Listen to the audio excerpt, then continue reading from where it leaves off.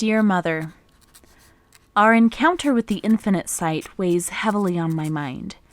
They took Ezra's book, and I feel like a failure. It was my responsibility to protect Ezra along with the book, and I failed. After we escaped Hug's home, made bandit camp, Ezra found a cave for us to rest in. It's strange, I don't remember him being such a great naturalist. He seems to know the woods like the back of his hand. Hug, our ogre friend, followed us, hoping to keep our company. He's not exactly the brightest flower in the field, but he really is endearing. Hug didn't quite fit in the cave with us, but he laid at the mouth while the rest of us regrouped inside. Bolt fed their little bird, which they've named Callisto, and the others snacked on rations. Ezra tried to explain what had happened to him while he was separated from us, but his memory is very hazy. He remembers being chained with magical vines of some sort. A man named Thulian Kral took the book. The phrase, "It's not about cutting off the branch, it's about shaping the tree," is the one thing he remembers as clear as day. While in the cave, I corresponded with Lucan through my communication ring. I delivered the bad news about losing the book to the Infinite Sight. He was incredibly disappointed and asked us to meet him in Bell's Watch, a 10-day journey from the cave. We left Hug in the cave and continued on our way. Victor gifted Hug the chakram weapon he had collected from the beetle construct, and Bolt gifted him a feather from our elemental friend Embarrass. I did feel quite bad leaving him behind, but there is no way we could have taken him with us. He would slow us down too much. I do hope he is able to make a nice home for himself in the cave. I hate the fact that the Infinite Sight took such advantage of him. He is so harmless. Those who prey on the weak are the vilest among us. We found our way back to the long road. It was filled with the Knights of Greenwood, patrolling the road and warding off nuisance. We even saw several Arcanum airships providing aerial patrol. They didn't seem to pay us any mind. Every morning, Ezra and Victor rise just before the sun comes up. Ezra spends a good half hour obsessively looking over his gear. He then spends about an hour shooting his bow. He's drawn a picture of Thulian Kral and uses it for target practice. The parchment is barely held together as it's now riddled with arrow holes. After practice, Ezra meditates for another half hour. While all of that is happening, Victor is going about his daily practice ritual, which is nearly identical to Ezra's. Those two are constantly talking with each other about their ideals, how the 8 rings compare to Tushin. I love to watch them as I practice my longsword. There's an unspoken rivalry between the two, and it makes for great entertainment. Several days after leaving the cave, we came upon a bear stuck in a trap. I found that if I focus all of my energy on an animal, I can understand it and speak with it too. I told the bear that we would gladly help it if it would promise not to harm us. The bear was in extreme pain and said he would try. I approached the bear and gently stroked his furry head, while Bolt pried the trap open. We were able to free his leg, but he did swipe at both of us with his sharp claws. We were able to jump out of the way just in time. Once the bear was able to control himself, he thanked us. He gave me a quick once-over and then said, "Oh, you're one of theirs," then lumbered off into Bleakwood Forest. I can only assume he was referring to the trio. I feel proud to be recognized as their follower. We finally made it to Bell's Watch. As we approached the city, it was immediately apparent that something was amiss. Every person within our sight was running about. Some appeared to be running for shelter, others preparing for battle. Swords and shields, bows and quivers, axes, and even pitchforks were grasped firmly in the hands of civilians who had a distinct look of dread on their faces. A member of the city guard approached us. She seemed to be expecting us. We asked the reason for the chaos. She looked at us as if we were daft, then motioned behind her, while saying, "The jungle's on the move." I looked closer and realized that the Emerald Wild had grown over the long road ahead of us. Bell's Watch, which straddles the long road, and the part of the town to the north, was completely covered with thick vines, dense underbrush, and a canopy of trees so immense that it blocked most of the daylight. We heard snarls and screams escaping from deep within the wasteland. We followed the guard to the south side of the long road to a home with a pagoda-style roof and a wooden veranda.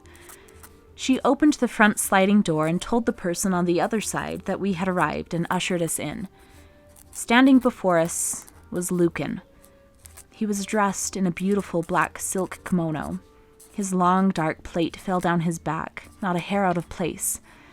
He is likely the most handsome man I've ever been acquainted with. His strong, chiseled jaw and sparkling green eyes.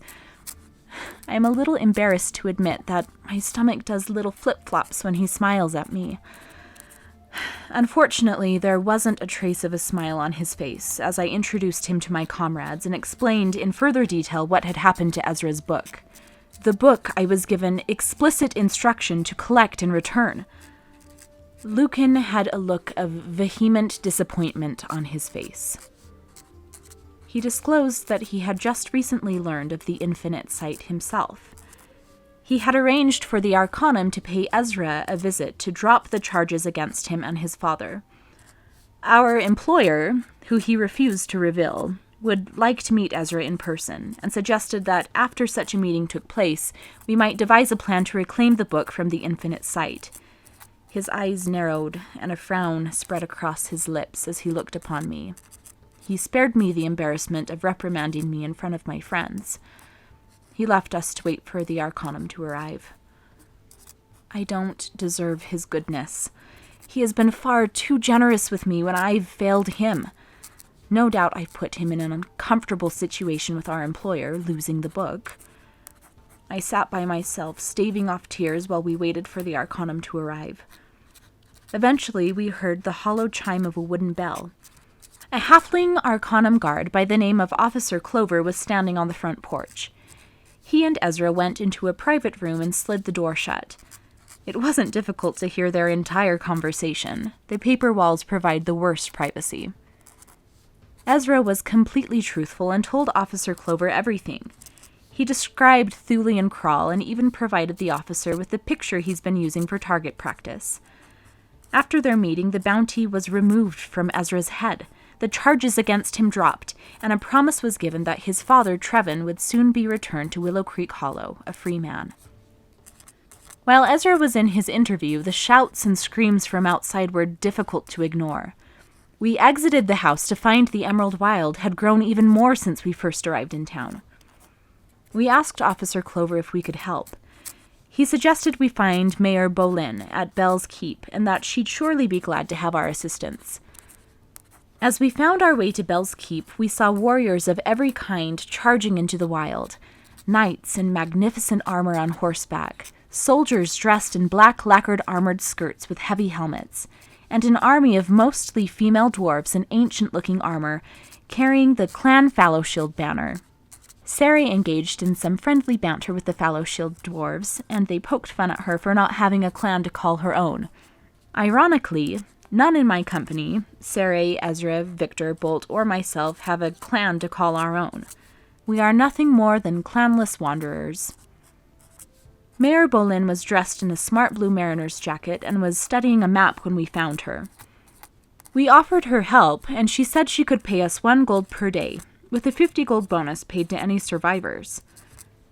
She then sent us off with a hardened-looking, tattoo-covered dwarf named Gerard, who was bragging about shoving a manticore back into the wild, and a priest of Valcana named Herdrus. We followed Gerard to the front line of the wild. We all took to arms. As I walked toward the barricade, I was a bundle of emotions.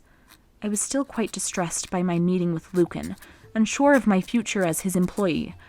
I felt beaten and was frustrated at myself for letting the book fall into the hands of such evil.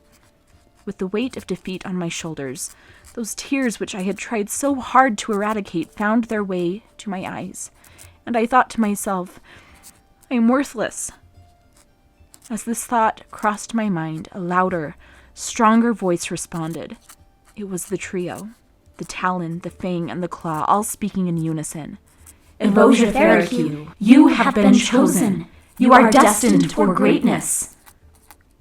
Their encouragement was just the boon I needed. I asked for their blessing on my friends. I have never felt their presence in such force, not even when I have been before them speaking face to face. I felt as if their power was coming from within me. Their thoughts trumped my thoughts, and soon became my thoughts. It was a transcendent juncture that I shall never forget. In that moment, we were one. The ground began to shake, and the howls and cries from within the Emerald Wild grew so loud my ears started ringing. Without warning, the huge, gnarled hands of a giant tree ant ripped the jungle apart, sending vines and tree trunks hurling. An army of centaurs came pouring out of the wild. Gerard punched his fist into the ground. When he pulled it back out again, it was 3 times as large and made of a durable gray stone. I ran into the fray toward what looked to be the leader of the centaurs. I called upon the energy and power of the earth and sent vines to tie her to the ground. She was too quick and managed to jump over the vines as they erupted from the earth. While this was happening, Victor was throwing out his knives in every direction. Sary's eyes filled with darkness again, and she ran up next to me. Bolt extended their whip, lashing the centaur leader and pulling her closer to them. One of the centaurs ran into Sary's darkness and dissolved into nothing. The fallow shield dwarves behind the barricade showered arrows down on the centaur to our right, followed by one of Ezra's arrows, which left an orange streak of magic in its wake. Sari hit the centaur on our far left with her glaive, and it was consumed by the darkness, unable to harm us without its sight. The centaur that Ezra had hit with his arrow charged at Gerard with her spear. Gerard blocked her spear and sliced her legs off with his axe, then smashed her head with his stone-covered arm. With the defeat of her comrade, another centaur charged Gerard, but he was again able to protect himself from her attack. Several archers at the edge of the wild returned a volley of arrows, but they all missed. I'll always be grateful to Victor for helping me to learn to fight in Sary's darkness. It makes for excellent protection. Victor called his knives back to him, hoping to harm the centaur leader, but she managed to deflect both blades. As she was distracted by Victor's knives, I thrust at her with my longsword, which was glowing green with the divine energy of the trio. She attacked back, insulting the trio, calling them my paltry gods. Sari lunged forward, her glaive impaling the centaur leader, then swiftly hit the centaur on our left with the butt of her weapon. The guttural echoes of the choir swirled around us as the centaur leader became consumed by the darkness and dissolved into nothingness. Bolt ran to the centaur on the right and hit her with their gauntlet, causing her to scream out in agony. Ezra sent 2 of his magical arrows at one of the centaur archers, ripping right through her side. She collapsed into a heap as the orange magic of Ezra's arrows sprinkled down on top of her dead body. Gerard, still brawling with the centaur that had charged him, dropped her to the ground with his stone fist. Victor, Sari, and I all attacked the centaur with us in Sary's darkness. It was Sary's glaive that sent her to the great beyond, and she, like the others, disintegrated, yielding her life to the choir. The remaining centaurs, seeing that they had lost the battle, turned to run for cover in the wild. I watched as Ezra gave a slow exhale and sent an arrow flying, piercing one of the fleeing centaurs right through the heart. Gerard shouted at us that this was the first time they had gained the advantage and ran after the centaurs into the jungle. We quickly followed.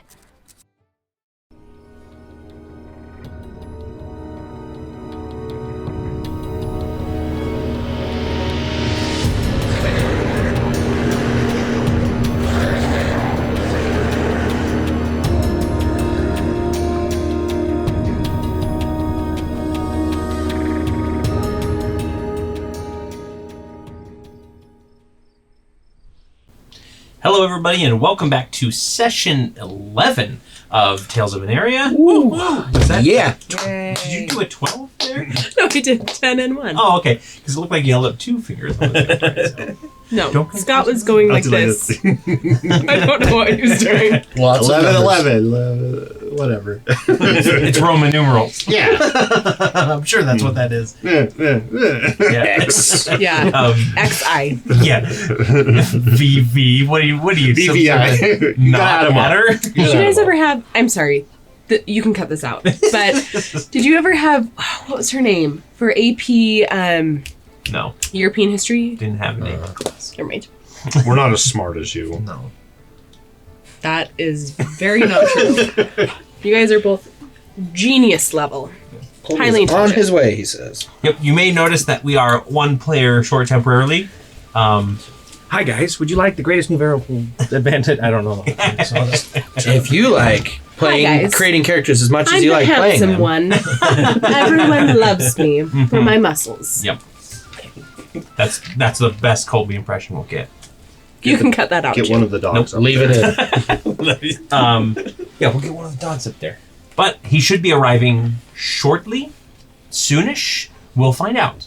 But for now, let's go ahead and get back into things. You guys have just rushed into this this new stretch of the Emerald Wilds that has stretched across the long road, and you're maybe about 20 or 30 steps in. This place is dense jungle. There are colorful plants everywhere.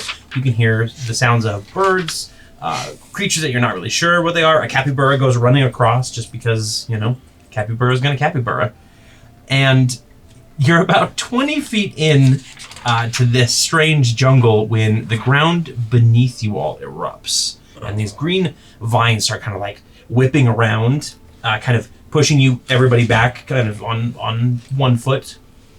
And they close in around Seredan, and this kind of like, I would say like a 5-petal like green flower comes up and encloses around her and then just pulls her into the ground. And then just starts, you can just see this small little trail as it starts like pulling her towards the northeast. Quick, Follow the trail. follow the dirt. Follow the yellow brick road. So the dwarves around you, Gerard and his troop are here too. They are kind of in a defensive formation. When you guys say that you're going to follow the trail, Gerard says, we're going to stay here and set up an outpost to try and launch attacks from.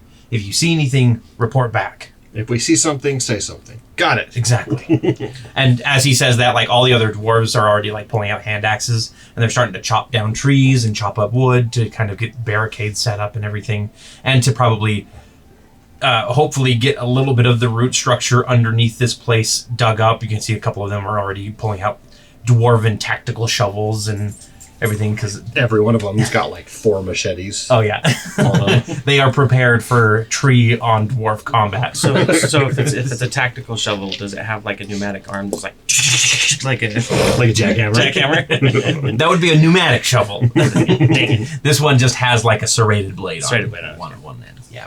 So We will send a carrier badger if we. whatever works. And then Gerard goes, "Die with honor." Live for better. Or something. Live for better. You haven't got a team name yet, but that's an excellent slogan for the team. Live for better or something. or something. And you guys start running deeper into the jungle. It is very dense foliage. It is difficult terrain as far as speed goes, and it requires a lot of chopping and a lot of survival stuff. So let's get some survival checks, nature checks, whatever you think might help you get through this forest, if you can justify it. Poop. I'm going to do survival checks and see if I can point out things that we should avoid, like spiky stuff that might poison us or something. Okay. Just try and chart a safer path. Sure. So that's 15. Okay. So, you know those scenes where they turn on the black light and there's like everywhere is covered in grime that you didn't realize? Yeah. There's poisonous stuff and dangerous stuff everywhere. Okay. Absolutely. I mean, like, there's a lot of, Avoid this general we should leave. area. You just stick your hands out and spin around this area. It's not safe. Yeah, there's a lot of like thick vines that as you closely observe them, they shift a little bit. They've got these thorns on them. And you can see them kind of scraping along the trees. You see a lot of flowers that either turn towards you, or like a mushroom that kind of starts like as you like step towards this small field of mushrooms, they actually pick up and like the wind carries them away from you as if they're terrified of you. Oh, they weren't dancing to classical music No. as they went away. All right. Although There is that little one with his hands that are like tiny. He's always running really fast behind He's him. doing the little tiny nod. Yep. Canon. But yeah, so there is plenty, but you are able to kind of like carve yourself a path through these and tell people what to avoid poison-wise. Okay. And mine, I'm just going to be looking for anything that seems like it's actively trying to kill us. Okay. And it was a 19. Kind of Everything. everything, but Everything. Everything's a That- threat. I- You just basically- like full knife dancer mode, and you've got all your blades out, and you're Yeah, just they're just spinning around around you like, doing the avatar thing where it's like and you're just running forward, and they're just cutting. Yeah. cut stuff. Absolutely, yeah. You are clearing the path. You're making sure that any sort of like vines that start to kind of like creep or reach towards you, or any tree branches, you quickly slice through them. Are there any animals nearby? Yeah, I mean, this place is a jungle. It's full of all types of critters. A lot of them are actively like watching and avoiding you. You can see that there's a lot of things that you've never seen before. You grew up in a forest, but this is a completely different environment. Okay. I mean, you can see tiddlywinks. Tiddlywinks. You can see tiny little monkeys, kind of swinging So through this the is like trees. jungle. This is jungle. Right. Yep, and even more so than that, there are creatures in here that, even to all of your eyes, look like the weirdest stuff you've ever seen. Think any sort of monstrosity that you might find in the monster manual could be found in here, because this is a primordial jungle. There's a platypus, which is really weird if you've never seen a platypus and you see one for the first time. There's square poop right there. into the thick of it. That is Watch for that. That is a beaver with a duck face. And poisonous barbs. Oh yes. Yeah. And no tasty meat. But yes, there are plenty of animals around.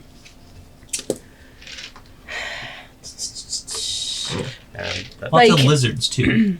Lots of lizards. Yeah, like lizards and snakes, because it's more like the climate here is definitely more humid for those type of we have to have one of those creatures. like classic Indiana Jones scenes where you grab the vine and turn, and then it's a snake, and you're like, ah!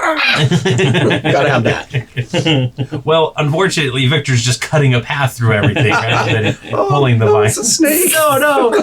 Did you see this? Roll me a religion check. Oh, gladly, but I, to this point, have rolled very poorly on all of my religion checks. You're new And to I it. will It's continue okay. to do that.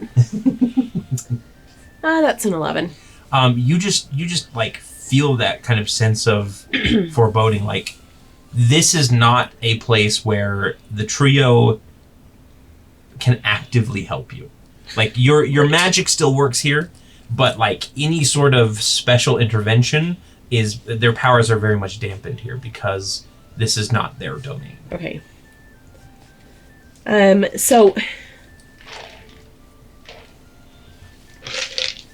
question is, can we see like a mound being like drug through, or we just So- are like, we think we go this direction? So as far as everything went, you saw it kind of go off to the northeast. As you're kind of going through the underbrush, you can pick up hints of it, kind of this upturned dirt. What did you roll? by the I haven't way? rolled yet. You haven't Wait rolled for yet? my turn. Okay, alrighty. You can see a few mounds of upturned dirt every now and then, just kind of giving you a general direction, but it isn't anything like you know that this is the path. It's more of just like guesswork at this point. But you are pretty sure that you are heading in the right direction. Can I use my turn to investigate to try to figure out Sure. follow path for us? Yep. That is a 23. Yeah, Bolt is pretty easy to be like, that right there is just a mole hill. Don't make mountains out of it. And then the one to the left is definitely was the such trail. a dad joke. Yeah, you're welcome. That was good. Save it and put that in the bank, and then you can just have that for later. I'll remember that always. I'm also using firebolt whenever there's too much underbrush in the way. Just Yeah. And the thing about like a normal forest like that could cause like an underbrush fire, but jungles are way like, too damp. Way too way too damp, way too dense for anything more. And I mean, very obviously pretty. jungles can catch on fire. Everybody knows that, but it is something that it's a lot harder than it would be in Bleakwood Forest, for example. Okay. Are there any animals that look approachable? Friendly, gimme. give me a nature check or an handling check for that. Cute. I was gonna say, are you a human being? All Okay, animals good. look approachable. Because the Should you? That is a 20. Dirty 20. Yeah, you see a little golden bird, not like pure gold, like a golden feather. It's kind of it almost seems like outlined in the sunlight. What sunlight breaks through the canopy here, but it seems pretty approachable. It doesn't seem to be wary like a lot of the other animals in here seems to. It's gonna be Dennis Nedry from Jurassic Park. So Yeah. like, hey, little guy. Turns out it's a mimic. That's so scary. It just opens. Or the cat from whatever it is. I won't spoil it for anyone who hasn't seen what movie it is. Superhero movie. Captain Marvel. The Florkin. I mean, it's It's not been a out spoiler for at over this a point. year. All right, 20 years old. Yes. You had your spoiler alert. I would like to speak with this animal. Okay. Do it. So this is just is it a spell slot for you to speak with animals? It or is a spell Okay. slot. Alrighty. So this, you kind of walk up and you give a little birdie trill that everybody else hears, and yeah, I wish I could whistle. I can't. Yeah, just like that. Yeah, That's what Eve perfect. does. Regular Snow if White. you just purse your lips, we'll go ahead and add a whistle effect over it. More work. Thanks, Cory. Appreciate it. Hello there, little bird. Oh hi. You seem out of place here. That's because I am. You are? Yeah, you're Eve, right? I am. I'm here to help you. Yes. Very good. Do you know where Seredan went? Let's see. And she kind of pecks the wood a little bit as if she's thinking, and she says, that way, and she points to the northeast. Bolt, you can kind of confirm that is where the trail is leading. And again, point as in I'm like, assuming this bird is pointing us in the right direction. It's with a wing. This kind bird says that, yes, Seredan is in the northeast. Little bird. Golden bird. Do you have a name? Goldie, I hope. Goldie is my name. Ah, yes. No. Oh, what was it going to be? No, I have no idea. So that's Abigail. perfect. Whatever. Abigail. It was Fred. Goldie, can you lead us to her? I will do what I can. I am here to help. And Good. she goes kind of fluttering off into the woods. So this is a creature that, like, with the speak with animals and with your connection with your goddesses, this is a creature that is connected with the trio. They are called, and if you want to roll me a quick history check or nature check, and anybody else can as well. 19. 19. Colby, you've grown some fur on your face. 14. You forgot to Can't shave. start. Colby, you never looked better. You never looked more anxious Sorry. either. So 19. Gotcha. 14. 14. Ezra's had a little experience hearing about these birds. These are Aviere. Very. Aviere. I don't know if that's actually how it's pronounced. But they are basically guardians, messengers for gods. Nice. For nature spirits and stuff. Here's a little look at it. It's beautiful. Yeah, she is quite Very beautiful, pretty. isn't she? What a pretty birdie. It is not the horrible monster with multiple mouths on the right. It is the bird. But as far as things go, Can I switch to like Warlock and have that be the messenger for my god? Is that fantastic? every word comes out of a different mouth. Yep. As it talks. Yep. That is- You will go to this place. I love it. So for the duration of your time in here, at least, the Aviere will be a familiar for you. Oh, nice. Yeah. So it basically, like, because of your connection to the trio, it binds itself to you. So you actually have magic resistance while you are within 1 mile of it. Ooh. Whoa. It That's provides awesome. you, so you have an advantage on saving throws against spells and other magical effects. Nice. And then, of course, it has a few other abilities. It sheds light, so as light flies off, you can kind of see where it is. You can get a sense it's like a familiar for you, so you know where it is as long as it. Now that's just within a limited mile. to Eve, right? That's just limited to Just Eve. make sure. Yep. Yep. And it's got a few other things, so yeah, we'll see where that goes. Awesome. So congratulations. Yeah. So the Aberray flutters off towards that direction, and you all start heading down the trail. Victor, you're leading the way, kind of cutting your path through this, and you cut yourself into this clearing. You cut your way into this clearing. You're not a blood hunter, man. Stop it. Not anymore. And you see this kind of field, and your blind sight kind of triggers because it's triggered off of like movement and even like the lightest sounds. And you just watch as the ground in front of you just kind of like pulses and like kind of like roils a little bit. Okay. The rest of you come up shortly behind him, and you see surprise Colby. Hi. Sorry, I apparently have been kidnapped by some flowers. Yeah. So where we were at is Victor saw this field of roiling something or other, and the rest of you come into the clearing and you see this. You see all of these beautiful black and orange butterflies that are just scattered across the ground. Just a full swarm of them are on the ground there. And I'll hold up like a full stop and like wait.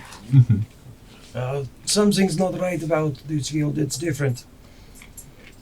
Oh, butterflies. Do we recognize this type of butterfly? Somebody give me a nature check if you want to recognize butterflies. Eve does not.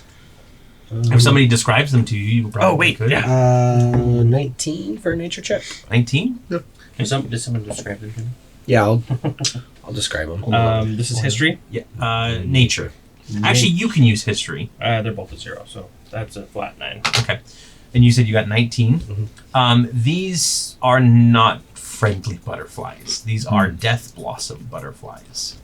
Don't go in there. These are death blossom butterflies. Can I do a history check to see if anyone in any of the rings has ever uses those actively or? Oh yeah, sure. They Still are 0, dangerous. Same roll. I mean they are synonymous with like the third ring. I think is the assassin. The Onyx ring. The Onyx ring. Okay. They definitely Onyx use death blossoms, but they are notoriously hard to catch because they are extremely poisonous. Okay. So as you are watching and seeing this field, it starts to roil a little bit more, and one butterfly takes off and starts heading in your direction, and a couple more start fluttering in that direction as well. I'll get in front of the party. Okay. So let's see. This other book. So the first butterfly is going to like rush towards you. So it is essentially making an attack roll against you. What the heck? No. not a This is sound not you good. want your Yeah, DM no, to that's mutter under ridiculous. his breath or giggling. Well, we did the rules this way. So they crit on their attack against you. Why?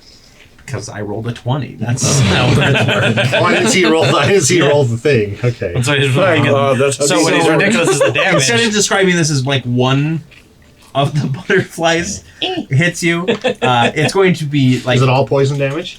No. So... Damn it. Because I have resistance to poison. Yeah. So they basically, as soon as like you get in front and kind of take that defensive posture, the entire swarm just like rushes through you and starts like smacking against you. So it's going to be... How many are there? That's a lot of dice. Bolty Boo is dead. This wasn't even our thing, too. We were just standing there. We didn't run in. They're like murder hornets, but of fantasy world. I cannot in good conscience do this much damage to you. We have a healer. As And long yet as it's not you're massive damage. doing a laugh. Like, Yeah. it brings you joy. 53 piercing damage. Oh, man. And then you need to roll me a Constitution saving throw, please. Those are some I'm nasty, unconscious. nasty butterflies. And let's see. I'm just one-shotted by butterflies. This is like the What a way to go. from Strahd. You're like, butterflies. Dead. That's more than half of my life. Okay. So this swarm just like descends on Bolt and just starts piercing him. I stepped in front because I was like, okay, they're poisonous. I'm gonna poison them. Oh crap! Now, So sorry, pause. Isn't it like you get killed if the damage that you take is Double. equivalent to Double your entire Yes. health? So what's your max HP? 35. Yeah. 35? So it would have to take you to negative 35. Well, if he was at like 5 hit points, No, it'd he be was- have to be- I was at it'd have to be 34. 40, I was at 30. Yeah. Right, right, right. Yeah. Whatever it was, 34. As So- long as it doesn't go through 68 total damage, then you're not dead. It's not massive damage. I always thought it was half. I always thought it was half. That as might be well. a 4E thing. Please let it Massive death. not be that. Yeah, that was 6d6 damage You die if the remaining damage equals or exceeds your hit point maximum. maximum. Okay. So you're still alive. Sorry. By a couple points. Well, I'm unconscious. Well, yeah, you're not insta-dead. Perfect. That's perfect. That is exactly what we wanted to hear. As you guys just watch these, Thank you, Jeremy these Crocker. butterflies, and there is some poison damage, but I'll need you to roll a Constitution saving throw for that. Okay. Come on, Bolt. I give him my inspiration if he doesn't have it. You should all have inspiration. 12? 12 would not succeed. I'll use my inspiration. Try it again. Oh boy. 15. I'm not having somebody die to butterflies. As cool of a story as that would be.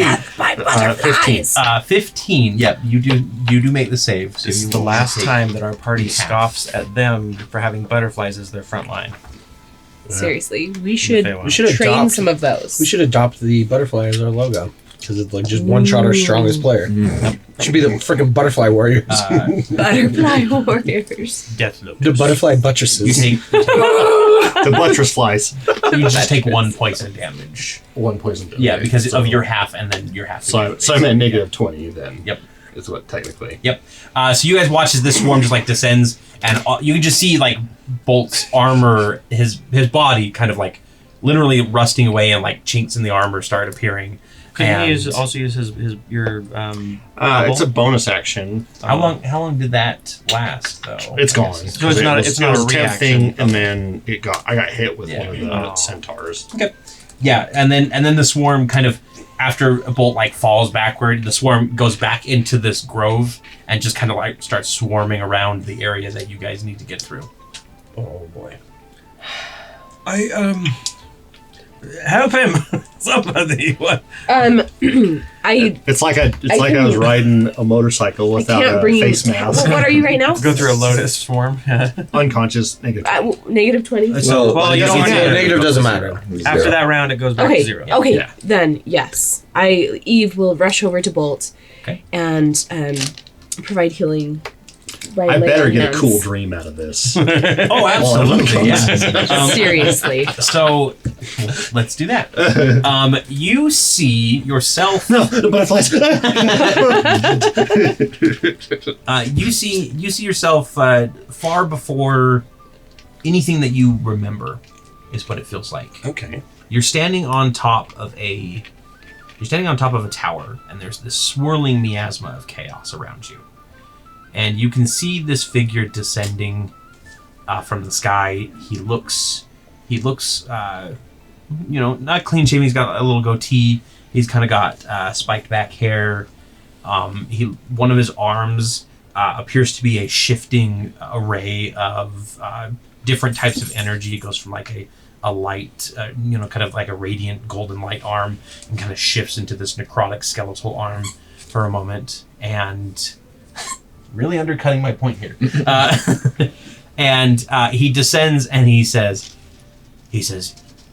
"You are too late. Your friend is gone. I have possessed him completely now. And now let me show you the true power of a god." And his hand reaches out, and you feel your body rend to pieces and get scattered to the winds. And that's when Eve wakes That's you the up. sound of the rending. Wow. Painful rend. Previous life, apparently. So you do come back up. You open your eyes. You can scream whatever you want as you awake. Ooh, mistake. 20. Butterflies. 20 hills. 20 heals. Are you okay? Those are very dangerous. Stay away from them. I won't. I was away, but that didn't matter apparently. What would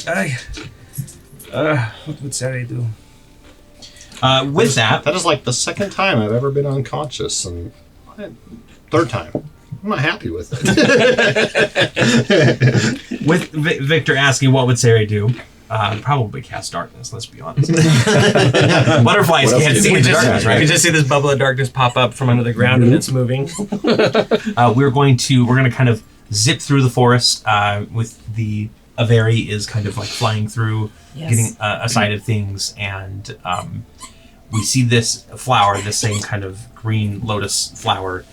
So anyway, this lotus petal comes up, and it just kind of just drills out of the ground and opens up. And Zara, you've been like prepared for whatever this is. You've been feeling yourself kind of thrown about inside this thing. It's it smells pretty nice, but it's it feels dangerous. Mm-hmm. And it opens up, and the vines kind of like pull away, even though they look like they're ready to strike.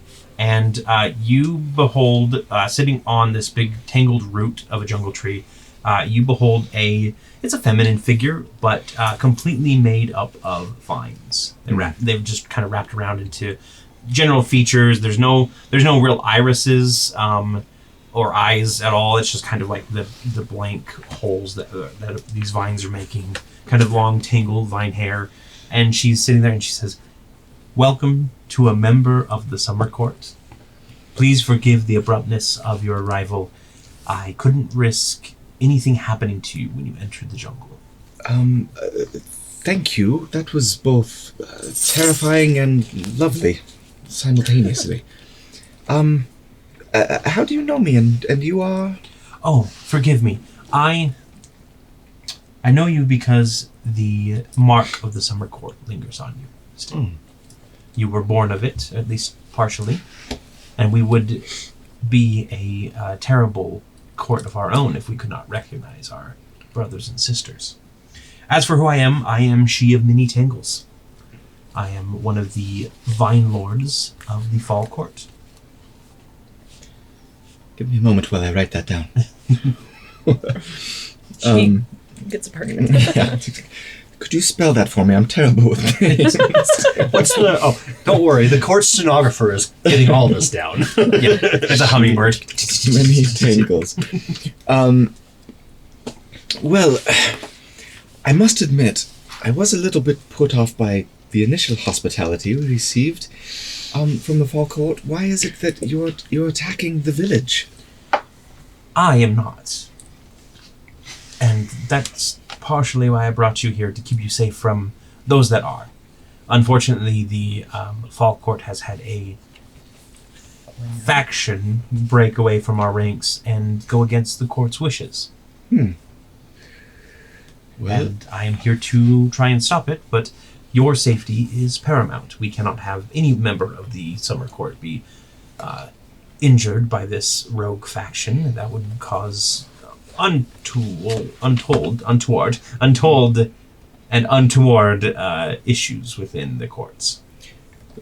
Sari is like, she's a little rusty at like court decorum and etiquette, because she's been. She waves the vines away. By the way. Oh, thank you.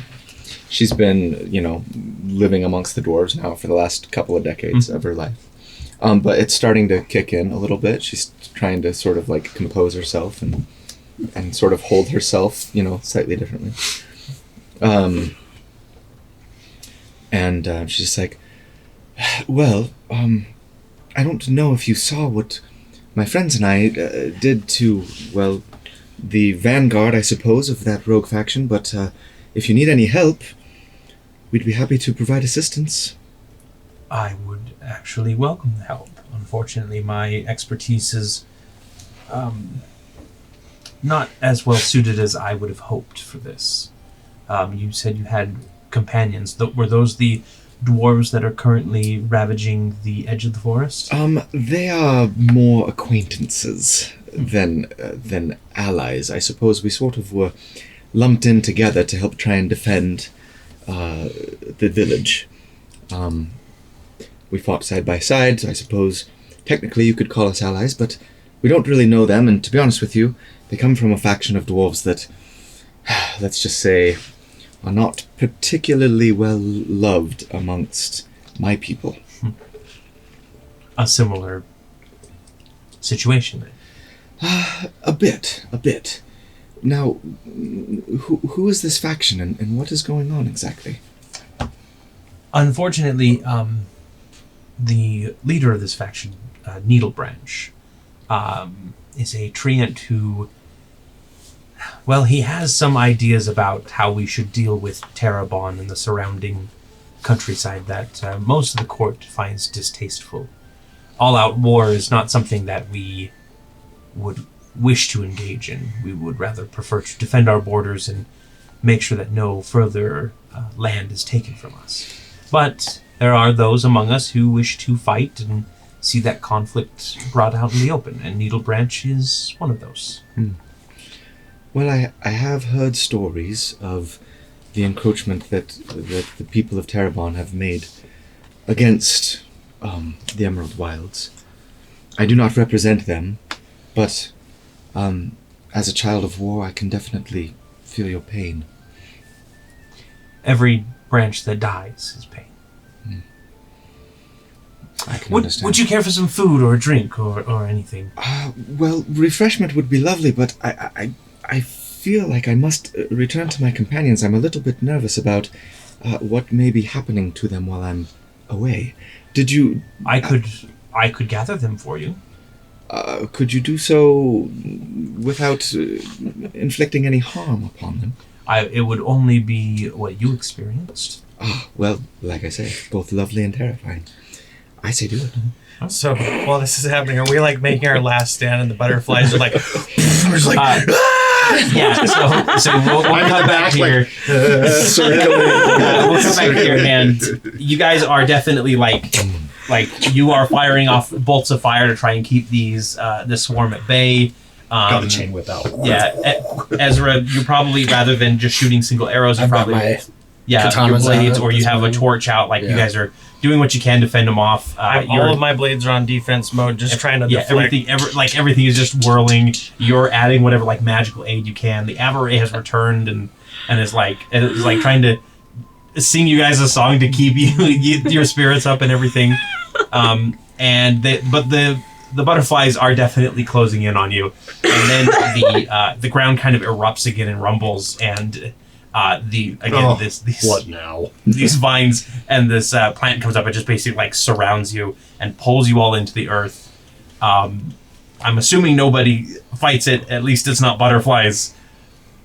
That's gonna be not butterflies. Yep. It's death. So just imagine, I just embrace it. So- this little butterfly, and then it has like these little.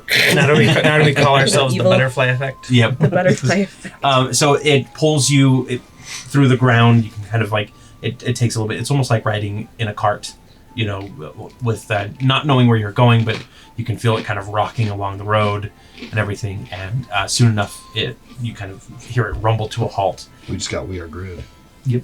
And then it falls away and opens up again, and you are just in time to hear she of Many Tangles and Sari sharing a very nice laugh over a particularly good joke that Sari has heard in her court before. Yeah, and everything. She of Many Tangles is lovely. Like she may be made of plant matter completely, but she's fine company. And she goes, your friends have arrived. I just turn around and I'm like, wasn't that amazing? You must not have met the. Yeah, we all come rolling out of the thing like Blood coming out of our nose and just There's like little butterfly wings. yeah, it's stuck to. Splattered. I gotta check on Callisto. Where's Callisto?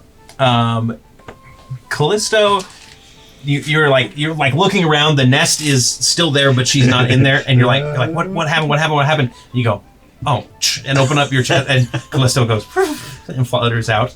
And then Goldie goes and flutters next to Callisto, and you can hear them kind of like twiddling together. Is trilling? Trilling, yeah. That's the Just songbird. Is it? And she goes, I'm glad to see that you're all safe. Ms. Tangles, allow me to introduce my companions. This is Evie, this is Bolt, this is Easy, this is Vicky. I am like so beyond whatever just happened. Sorry. It didn't even like He has a bad you wouldn't even register it. I'm just history with butterflies. We can bond over our shared trauma. We are the as yet unnamed party of adventurers. Always seeking the name they are at first, aren't they? Can I provide any of you any refreshments? Just a place to rest for a moment. Do you have any healing potions for our friend here? And she kind of waves her As hand. I'm like, a bunch of butterfly wings come out. Oh, nasty business that. Yeah. She waves her hand, and the vines kind of come up again and make this little depression in the earth and kind of pull it back. And this spring just kind of like wells up. And she says, please, healing waters for those who need it. Yeah. No. I mean, it's big enough. It's basically like a rest in the healing waters, not a drink from the healing waters. If you want. I just keep firebolting into it to keep it hot tub style. We do not wash our pits in the pool of sacred tears. Can't hear you. I'm in a hot tub. Punishable by death. So you can go ahead and heal back up to full. Get a short rest. Dip her toes in there too. Yes, you can have a short rest. Meanwhile, I'm filling everybody in on, and Sarah is sort of very excited, like,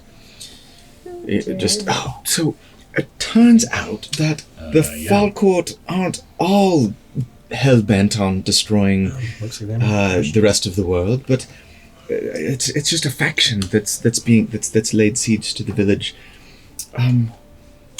She of Many Tangles represents, well, not that faction. And I hope it's all right, but I offered her our assistance to quell the rebellion, as it were. Anything as long as it's not those butterflies again. What's with the butterflies? That. Great. I leave you all for 5 minutes, and you can't even handle a flock of butterflies. You wouldn't understand. You weren't there. They were poison butterflies. Okay. I don't even know. Short rest in the pool. That's where we left. Yeah, and you were describing. You said we can heal up to max. Like Yes. it heals us up. Or It heals we you up. use short rest. It heals you up. Awesome. But we were able to This is short my rest. butterfly apology song. we were able to This short is rest my though. butterfly. Correct? Yes. For No other No more things? butterfly Okay. kisses, please. Yeah. None. No more. It's not. No. I'm gonna have The nightmares lashes. about that. If I wake up in the middle of the night, terrified of butterflies, I'm gonna come and like bang on your door and wake you up, just so you have to. Look you, what have you to did to me. you have to be tortured with me. I'll fill your room with them. Thanks. Just. Wake up, a bunch of monarch butterflies are all over his room. But would you like to tell them the situation?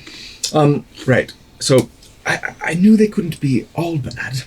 They are elves after all, out of a court. So anyway, I mean, all the elves that you see here are very bad. They're evil. Not all of the elves are evil within the Emerald Wilds, but the ones here are very much not evil. Evil is a subjective term. All of the elves here are fighting against the court's wishes. and she sort of like Aggressors. like you can see her worldview sort of like, ooh, like The elves aren't. I have to always like good. shift my paradigm here. And she's like, oh, well, anyway, I offered help. I hope that's all right. To, I suppose, quell this rebellion, if that's what we can call it. I'd say rebellion or coup is an apt term here. Insurrection. I wouldn't go saying that word. Just in the current political climate of the fall court, it's kind of a hot topic issue. Wow. Right. So it's treason, is it? So, you say that that there was a treant that was leading this this coup, Yes. and his Needlebranch. name was Needbranch, right? Because I wrote it down. See, I'm much better when I can write it down. Anyway, so what we take out Needbranch and the coup is over, or If is it more you can- complicated than that? If you can defeat Needlebranch, I can wrest control of the forest that you're in from him and return it back to the Emerald Wilds as a whole. Sounds simple enough. Where is he? I'm not sure. As I said, I don't have control over the forest currently. Now, he did. We did see him. I believe so. We saw a large treant kind of part the trees and let out a big roar before the centaur charged. We dispatched of them, and he sort of disappeared. So I can't imagine that he's traveled too far. I wonder if Goldie could help us find him. The beings of the forest can travel in many different ways, Perhaps more difficult then. but perhaps you can track them. And Goldie is like hopping up and down. She's basically got a telepathic bond with you at this point. She goes, I can do it, I can do it, I can do it. You, I choose you. And she zoops off into the air, and then she's just gone. like you can still feel her within a mile, and We can't fly. She's going to find him. She starts kind of like spiraling around. You can kind of see her arranging far and wide. We have a bird now. Yes, who's this Goldie? Another bird. Ezra, Yes. when you're training, you have an affinity for tracking in certain areas, yes? No. That wasn't the main focus.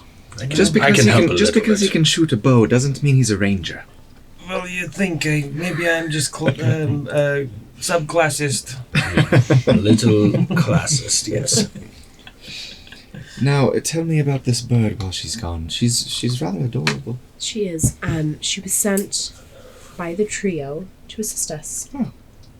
I cannot feel their presence here in this jungle.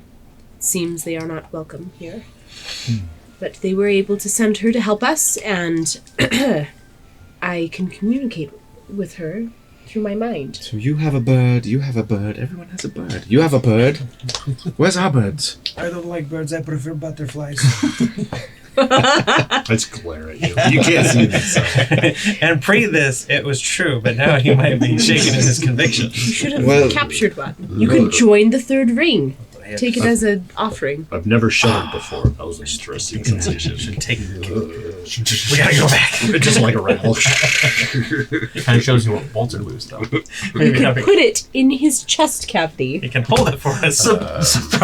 Surprise death butterfly. It's like pocket sand, but you got like 10 of them in your chest. Just open up. And then they just fly up and attack me. You have to train them first. Oh, well, my handling is terrible, so it's not going to go very far. You feel Aberray kind of shout in triumph. Okay. And says, found something. Then she kind of flies down and circles around your head a few times before darting off to the east. To the east. She found something. Let's go. We Have to. tramping through. Do we- the bush. Eve does like an awkward curtsy to she. And she bows her head. Yes, Well, let me show you how it's done. And I don't have any sort of special curtsy in mind, but it looks very court-like and formal. How long has it been since you've done one of these curtsies? About 20 years. About 20 years? Give me a performance check. Do it. I actually have, I was going to say... Your bow offends her lineage. Yeah, I have proficiency in performance, but apparently it's been a long time. That's an 8. It's definitely more difficult with a glaive in your hand. Right. And Usually I have a skirt and not a You glaive. have worn a skirt before. I was raised by elves. It just We shocks we me. can be very fancy when we want to be. I believe you. I want to see you in a skirt. I'll do. Dwarves have skirts. I kind of look at Battle skirts. Not battle squirts. Not battle squirts. Battle That's squirts. a whole different attack. Acid spray. I look at Craggy for a moment and I'm like, and like turn it into a skirt. Sure. Yes. And I'm like, your wish is my command. And it just kind of clasps in the back. It's sort of like a. Victor's just gonna stare blankly with what you can't see staring, but he's going to go ahead and give like a bow to him, and I'm just gonna follow in whatever I think is east. You should try the bow again. Right. This is how it's done. Now that you have a With skirt, advantage. which looks fabulous, by the way.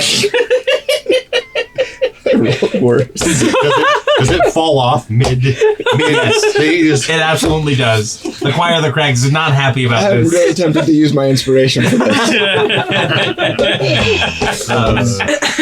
It's been Yeah, it totally it's like been a it comes while. unclasped and falls. You're out of Give me an sorts. epic dice for trying.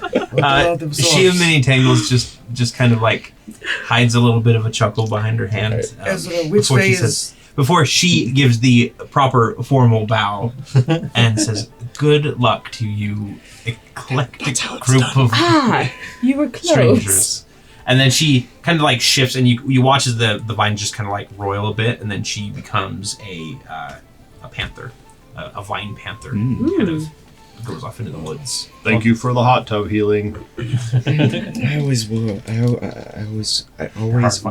better, a better fighter than. I was going to say courtesan, but that's not the word I was looking for. Courtesian? Courtier? Courtier, thank you. While that's going Goldie on, comes back. Oh, I- where are we going? We're coming. Yes, to the east. I'll ask Ezra. Ezra, which way is east? They say they go east. Let's... I'll just kind Well, of you can grab just you and- follow behind us, Victor. Well, you guys are playing with skirts and stuff. I'd like to see all of you in a skirt, actually. I mean, I'm kind of almost wearing a skirt. Victor starts walking That's briskly. true. Like, Okay. The Choir of the That Crags counts. transforms back into Oh, the yeah. glaive. You're like, I'm not And I just kind of wrapping like- myself around that dankest swass. Written on the bed. Like the Just swass Victor's the old Like English instead of font. juicy. Yeah, it said dankest swass. Sorry about that, Craggy. I'll try and be a little more respectful in the future. All right. I know you don't like that kind of thing. Bolt's like, I'd definitely wear a skirt, especially if it was made out of shields. Tinker idea. Light bulb. Skirt of many shields. Wow. I like it. Can't wait to see it. Okay, when I get back to town, Write I'll it- buy write it down. shields. So you guys head off east. Let's go ahead and get a round of survival checks as you guys are making your way through the woods here. 17.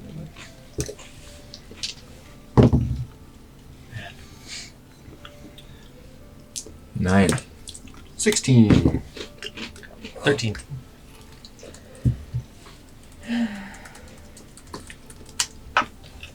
Survival. I got a 16.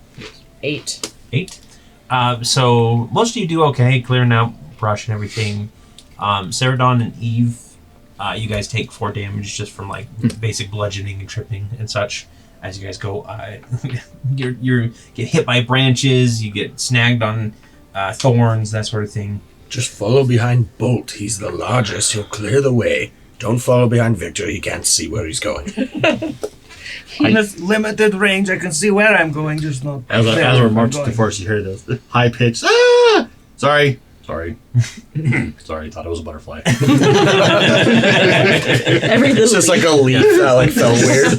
What, the helicopter from Naval Train? Floor and whip!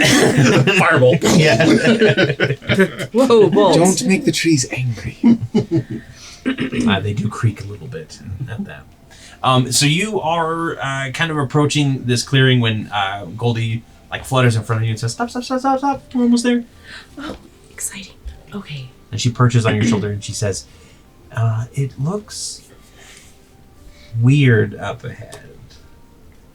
Please don't tell me there's more butterflies. No butterflies. What? Just a wall of thorns? Just a wall of thorns. Great. Full of butterflies. Made out of butterflies. It's going to take at least 2 sessions to get that out of my system. So sorry. Goldie has found a wall I'm still of... on the buttress thing from like 2 sessions back. So. Yikes. Goldie has found a wall of thorns ahead, but it's the way that we must go. Goldie, do they appear flammable? Well, Goldie, do they appear flammable? they're thorns. Yes? Yes, She thinks so. Do you think it's to keep something in or to keep us out? Hopefully it's not to keep something in. Can we scale it, or is it not scalable? I'm assuming that you're relaying all Yes. these messages, just because she can't really speak common. But, Yeah, just pretend like... Yeah. everything. Anytime Yep. you talk, you're yeah, that's talking. what I... Yeah. So, you want to scale thorns? Yeah, sure, if you want to try. She says you're crazy. That we already knew. And she does that little bird head bob, like... Let's burn him down. I can attempt to. Okay. Yeah, I have. If I can burn a hole through 'em. So you guys... I have create bonfire as well Okay. that I could cast. So you guys kind of march into the clearing to see this giant like tangle of briar thorns all wrapped around each other. And as you approach, you start hearing Like a wall. yeah, it's like a big wall, and you start hearing little giggles coming from within the wall itself. Children of the corn. What are we doing? Children of thorns. Wait, that's a synchronized pun, so that's an ambiguous I believe. Oh no. The floor ate it. I don't know where it went. So in that case, like if when we hear like giggling, I'll maybe like stop Bolt and be like, wait, maybe there's pixies or something inside. We wouldn't want to upset them. And knock on the thorns. So you do walk up like so there it's like a clearing. You're walking up to the wall, is that correct? You guys are about I'd say about 40 feet away When from he it. asks those questions, Tell me Makes where you you're rethink. standing at this moment. Butterfly. Would he kill me twice in one? Yes, he would. Yes, he would. Okay, never mind. Wait. Hello? Who's in that big wall of thorns over there? Litterbug, is that you? We're thinking of burning it down, but we don't want to harm any children or other innocent creatures. No, don't hurt us. Don't hurt us. We're innocent. It was like 3 or 4 calls, followed by another round of Poison darts. giggling. sounds like Gingy. Is this Show yourselves, then. Laffy Taffy from. Is this forest like Fey? Yeah, I would say that all of the forests have a little Fey elements to them. Right. But as far as things go, this is the most like Fey, closest to the Fey wild. As Okay. ever. I don't trust. As an ambassador of the Summer Court, I request that you show yourselves. I'd like to meet you. As an ambassador of the Thorn Wall, you can go. And then you hear like the approach. All the birds in the area squawk at the same time when they say stuff. Oh, wow. Brownies. I hate brownies. I don't know, Bolt. I don't think I trust them. I'm not sure if I want to kill them necessarily. They may just be mischievous. We don't have to kill them. We can just singe them a little bit. There's nothing worse than having a horde of pixies or brownies or sprites Ask them if they've Horde of seen butterflies. against you. Much Ask them if they've seen the tree, and perhaps Right. perhaps they can just point us where to go. Avoid this We're- altogether. We happen to be looking for... I gotta get out my notes. Needbranch. Needbranch. I don't suppose you know where he is. Why? We want to talk to him. He left his keys in town. We're returning them. Sorry, wallet. Time for talk is over. Time for death is here. They It said is it. Glitterbug. It is Glitterbug. A blade drawn. Okay. You know? All right. So So- you guys are making aggressive moves. Let's go ahead and get into initiative. They order made here. the aggressive move. What? What are you talking about? the rest of us. Threatening death. Yeah. And you shall die. Victor, what did you get for initiative? I rolled a 8, 9, 10, 11. Eve. That's a +4. 18.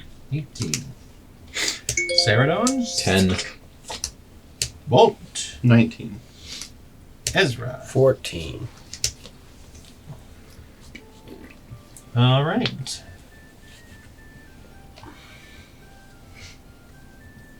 All right, so we're going to start with Bolt. Bolt, what you see before you is a big tangle of bramble. Nothing else around this area seems to be passable.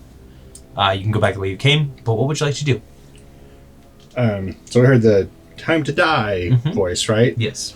I'm gonna move. And then you were surrounded by darkness, actually. So technically, you cannot see anything. Well, I'm gonna move out of the darkness. Okay. 1, 2, 3, 6, right there. Okay. And then I'm just gonna do a readied action. Can I put my shield up and ready my thunder gauntlet to get ready to, whatever enemy I see, if any comes out of the brambles or are you going to ready specifically your thunder gauntlet, or are you going to ready an attack? You want to ready an attack just in case. Yeah. What's the difference? Well, the difference is that the thunder gauntlet is a melee weapon, and an attack is. Okay, I'll ready an attack. Sure. Just in case something else happens. Eve.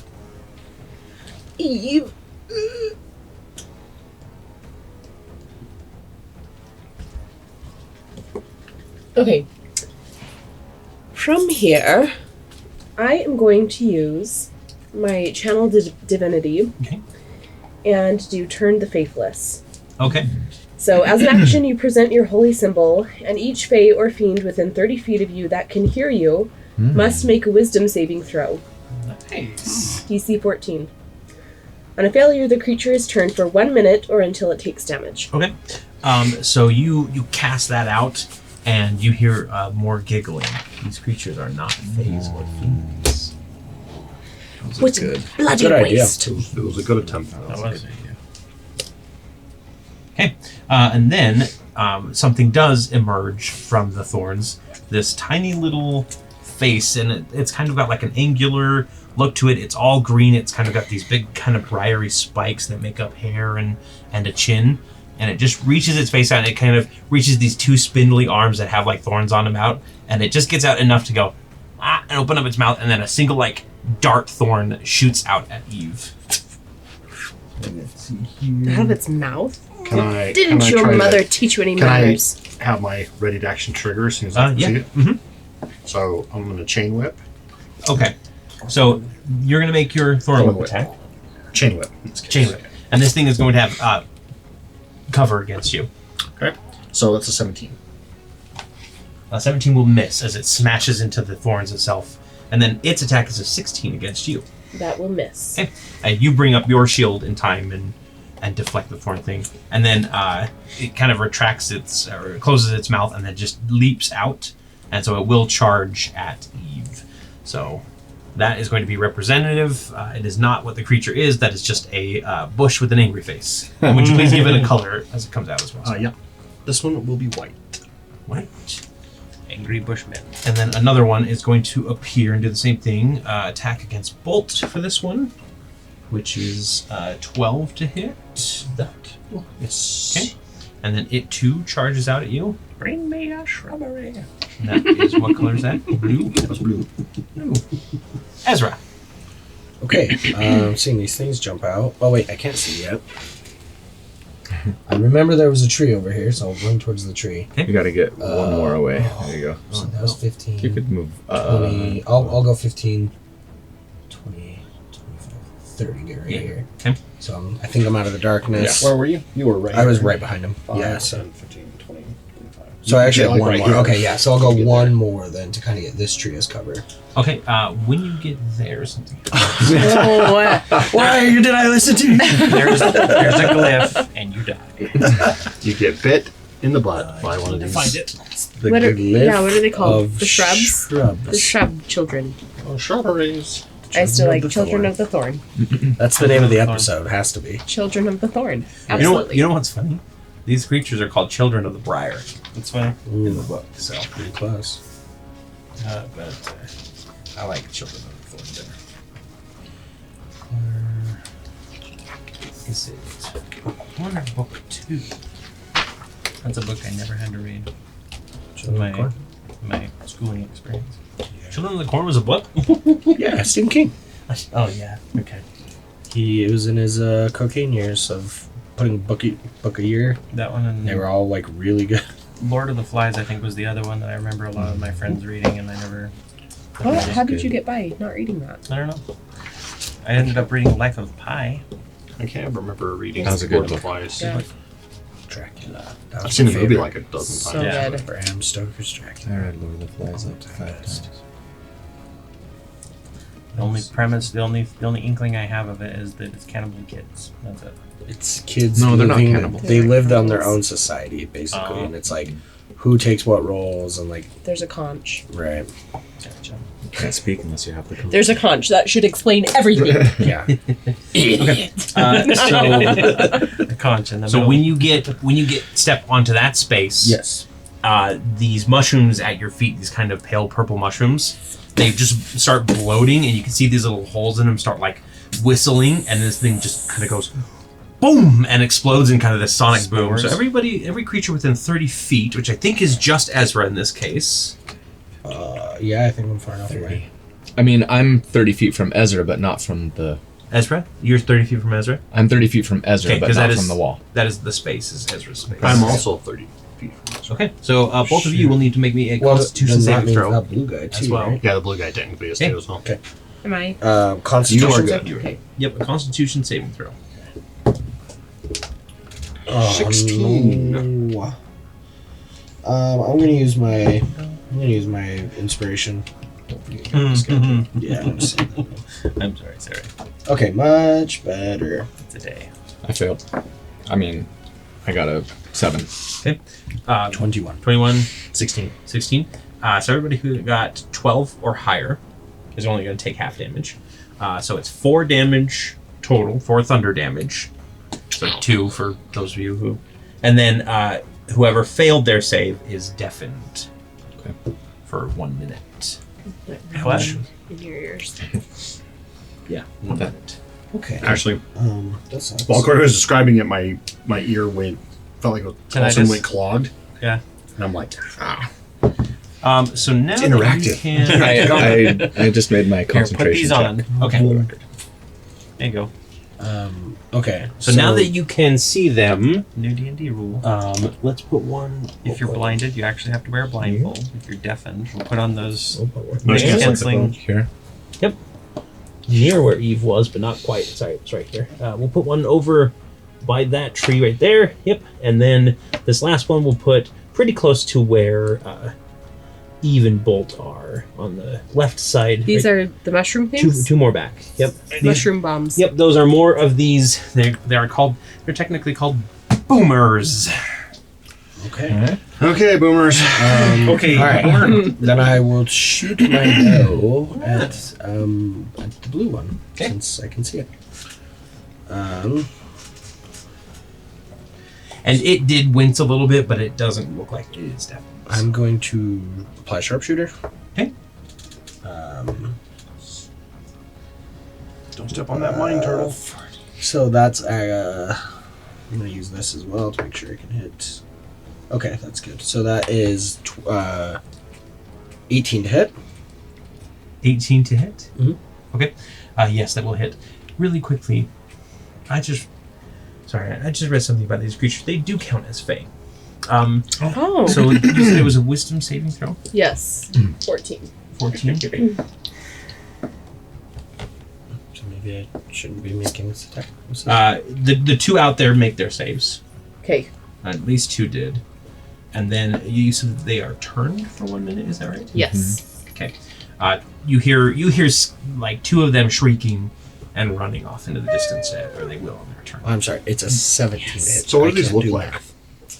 Not the bush things. Green, angular, Yep. thorns. Do they look like children? thorns. They have very much. Well, they are small. They are very lanky creatures. I mean, I'll show you the picture now that you can clearly see one. Oh. Cool. Okay. So and then we'll hold it up here, Like courtesy of the Tome of Beasts from Cobalt Press. spiky brown. Not a Wonderful. sponsor. Not a sponsor. Yeah. Wonderful. Alright, so I did burn my epic die to make sure that I could hit. Okay. And that's going to be... Yes. 12. That's 22 damage. Nice. Ooh, nice. Max damage. Yeah, just thunk right into the thing's shoulder. You can see kind of that kind of like green plant-like or chlorophyll ooze seeping from the wound. Okay. And then the next Briar goes. This was the last one that wasn't turned. And he is going to make a different tactic than the other two. He is just going to rush out and like fling himself at Eve to try and make a pair of attacks here. Ooh. So here's I'm so flattered. Every time he says Eve, I think he's talking to me. Really? Like, why do I think I'm Eve? I don't know. This one is yellow. Already our minds are becoming one.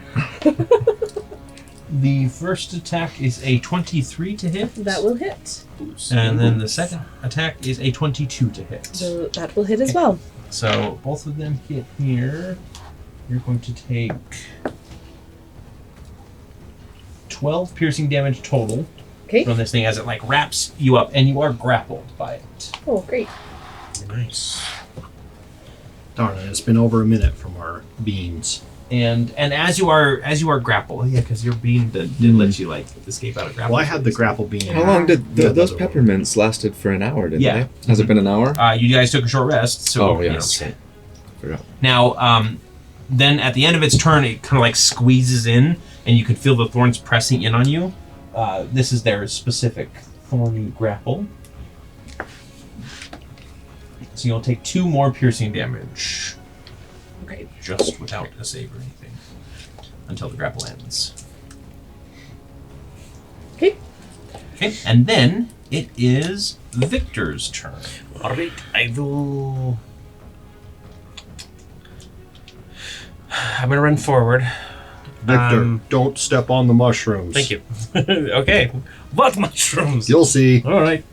So, 10, 15, 20, 25, 30. So I'm in range. I should be able to kind of sense where they're at, and I'm going to throw... are these on, either of these, like, actively on or grappling? The yellow one is. The yellow one is, so I'm going to attack the yellow one. I'm going to use my bonus action, obviously, throw 2 out, and I'm saying, no, Sandman, protect! And then I will use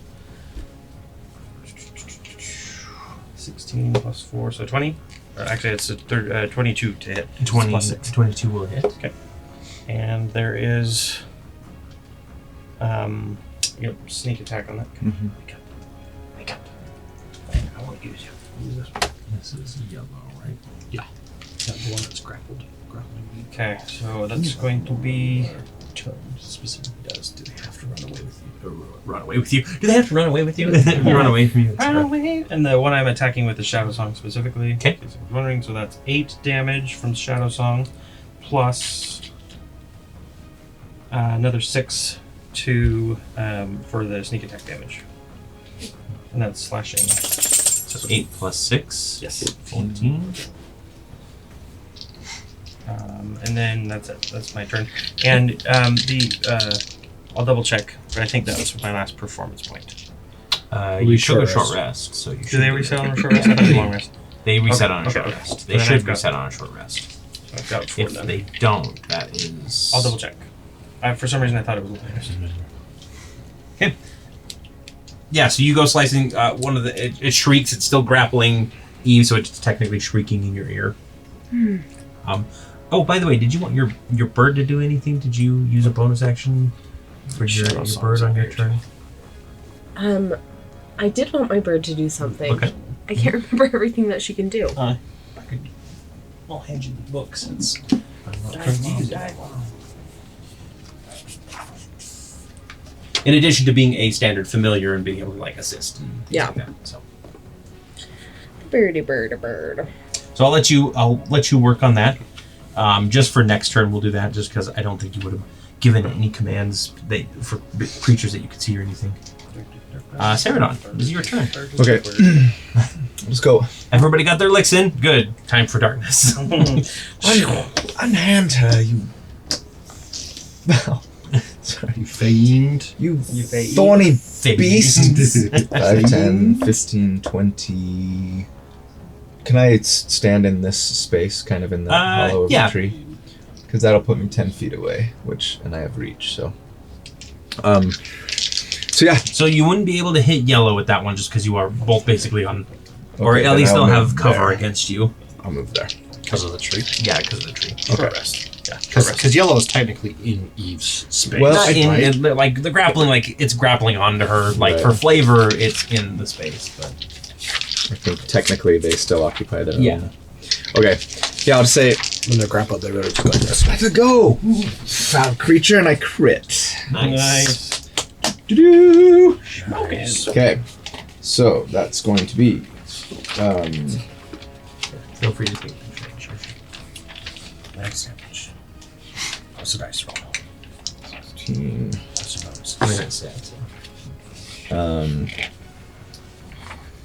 31 damage. 31. Yes. Okay.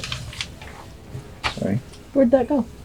It lets out a shriek as you basically slash across I got its it. back. Again, like this spray of green chlorophyll ooze spilling down.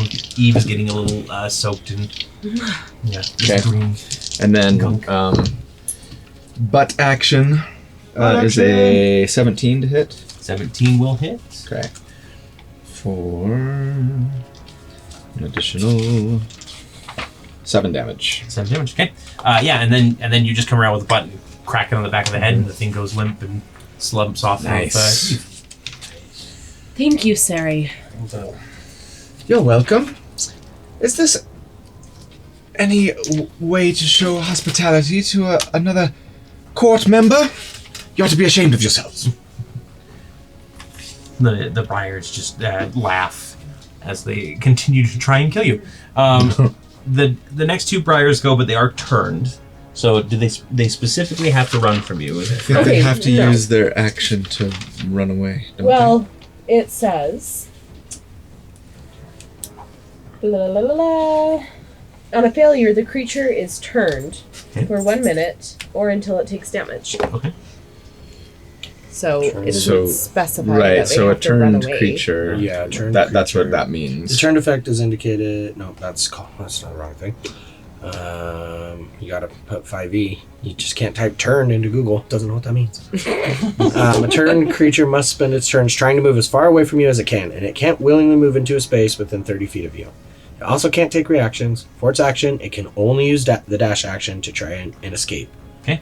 Okay. Yeah. So two of them just go rushing off into the bramble past the jungle. Into the woods. So did they get the? Not those ones. Ones that were over here. Oh, okay. I was gonna say. Yeah, those ones saved and popped out and are fighting us. Yeah. They are running off. Where they will end up, we will never know, or we might. Who knows? Okay. So back up to the top of the round here. Bolt. I'm going to attack the white one with my Thunder Gauntlet to try to distract it so that it focuses on me. White. 14. 14 will hit. For 8 damage. 8 damage to what? And it now has disadvantage on any attacks other than me. Okay. Yeah, you just kind of like clock it. Yep. These I see it things running are up. dancing around quick. And, yeah. Technically, they are tiny creatures. So they are fairly small. Let's see. Eve. Unless there's anything else. Nope, I'm good. Okay. All right. Eve will attack with her longsword. Okay. The white one. Door. And it will... Oh, it's fire good enough. Saying Let's put this like that. Why do you keep saying what way? So that is 22 to hit. 22 will hit. Excellent. For 5 damage. 5 damage. And then, because bonus action, Go, bird, go. Goldie. Okay. Say, Goldie, please help us. And she will fly down. I assume she's just close by. Like, Yeah, I should have Yeah, something just for her. she's a tiny bird, so just consider her in like your space or Okay. the enemy space. That's fine. Oh, And she's going to do a claw attack okay, on White. perfect. And she can use inspiration. Can I use that inspiration for? If you'd like to. I shouldn't have.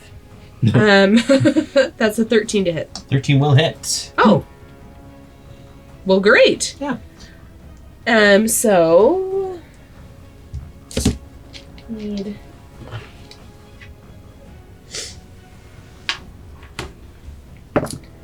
that is for 3 or 5 slashing damage. Okay. Plus- This was on White. Yes. Plus 7 fire damage. Yeah, so she comes streaking down in this kind of powerful golden bird. light, Yeah.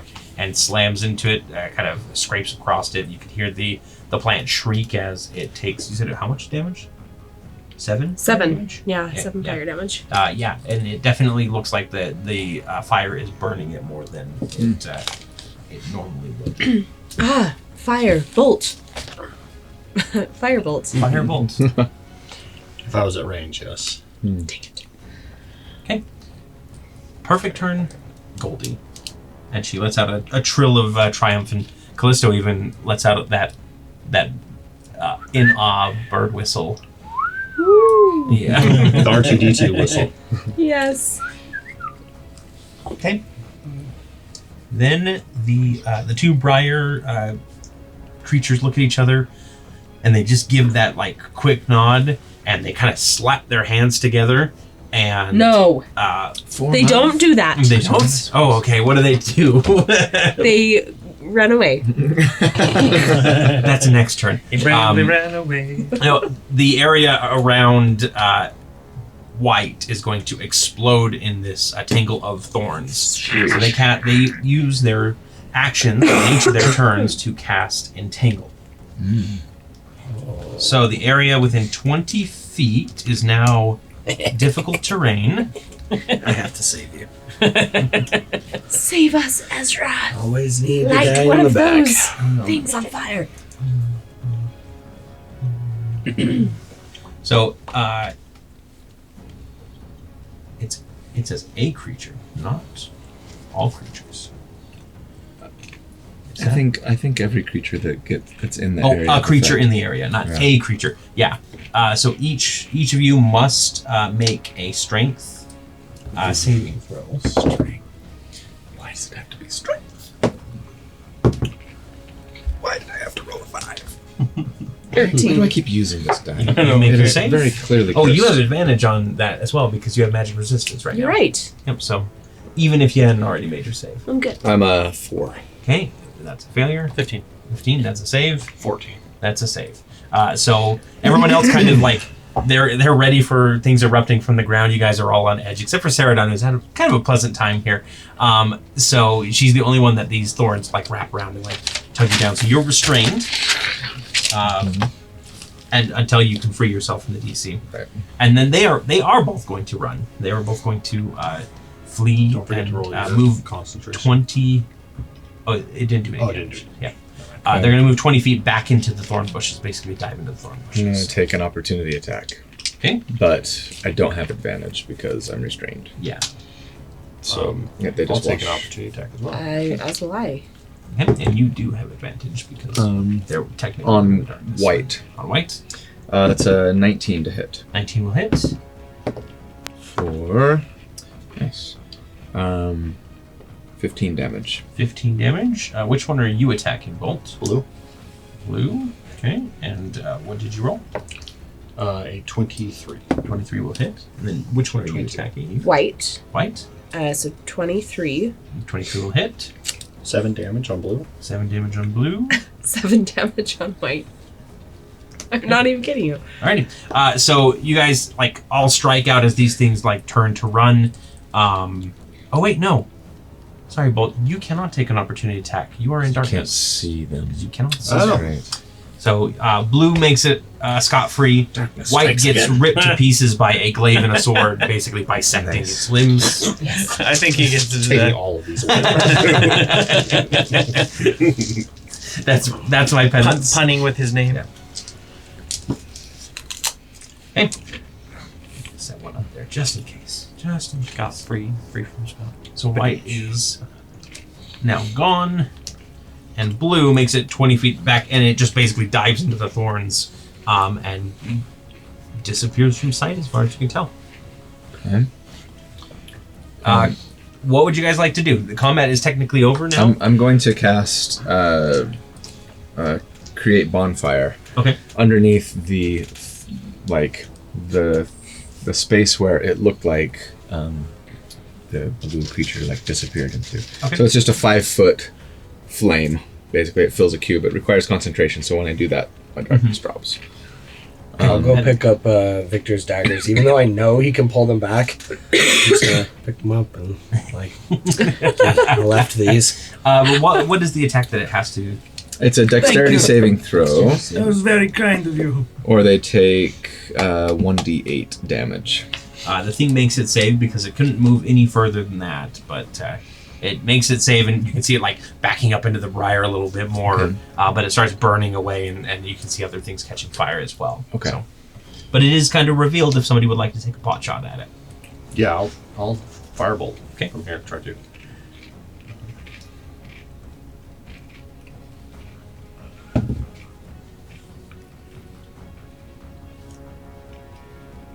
Then would you like to try and save out of the entangled? Oh yeah, sorry. So we So can. 19. 19 will hit. I want to try and 17. throw mine at it. Okay, just a moment. We'll see. Yeah, you make yours. Okay. 2 fire damage. Okay. Yeah, so you kind of singe it a little bit. 23 to hit. That does hit. And then since I just threw that with my action, can I use my bonus action to pull it back in the same turn? Sure. So I'm going to do that as well. So DC 12 dex save. While I roll the damage. It makes it save. So 6 piercing damage and nothing from it coming back. Okay. It And is Shadow still up and running. When Shadow Song shoot it! When Shadow Alright. Song hit, did I see any others in his vicinity? No, it looks like you guys cleared out Okay. the other ones. The other ones were running off Okay. deeper into the woods. I will shoot it without sharpshooter. Oh my gosh. How about an 11? An 11 will miss. I guess Eve is gonna. She's gonna go right on up there and. I go retrieve your arrow and bring it back for you. That's a 13 to A hit. 13 will hit. Thank you. You know, thought you might like this. 9 damage. 9 damage, okay. Then the thing shrieks as you slice into it, but it is still holding on, and it will try and break away deeper into the bush. So give me one more attack roll for your opportunity attack, and we'll see if it's enough or if it makes its escape. That should hit 23 to hit. 23 will hit. So it made it For same 6. It is still alive. Your bonfire. Yeah. made it save, right? We might as well. What was that? There's Divine Smite. noise made. Okay. That bird said something. Yeah, the bird was Oh, great. smite it. Oh, my word. I rolled a 1 and a 2. So 3 damage? Yep. That's exactly what you Yes. Yep, so you just the power Oh, of the I trio.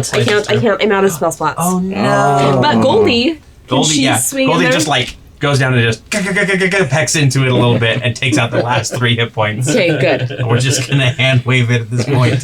You guys have ganged up on this tiny Grips it with little, his claw and yeah, just a little small beam of fire just goes. right down the throat. Yeah. Well, Godzilla action going on from Goldie. I love it. Wow. Yeah. So All of us. the great bonfire quickly takes care of the bramble, gives you guys enough space that you can march on through. If you like, you can leave the bramble burning, or you can extinguish the bonfire. No, I don't have any water spells. Basically, the way that we'll Everyone the way start we'll say is spitting. that because this is magic, this is magic fire. when you Will shut it off, it will the rest of the bramble, which is enchanted by these creatures, will be able to kind of like prevent itself. Suppress it. Okay. Yeah, I'll do that. Then I'll And it's extinguish it. like you said, it was damp, wet jungle. So if you're not actively feeding a fire into it, it will eventually. But we die just off. made a giant smoke signal for anyone watching. We better head out then.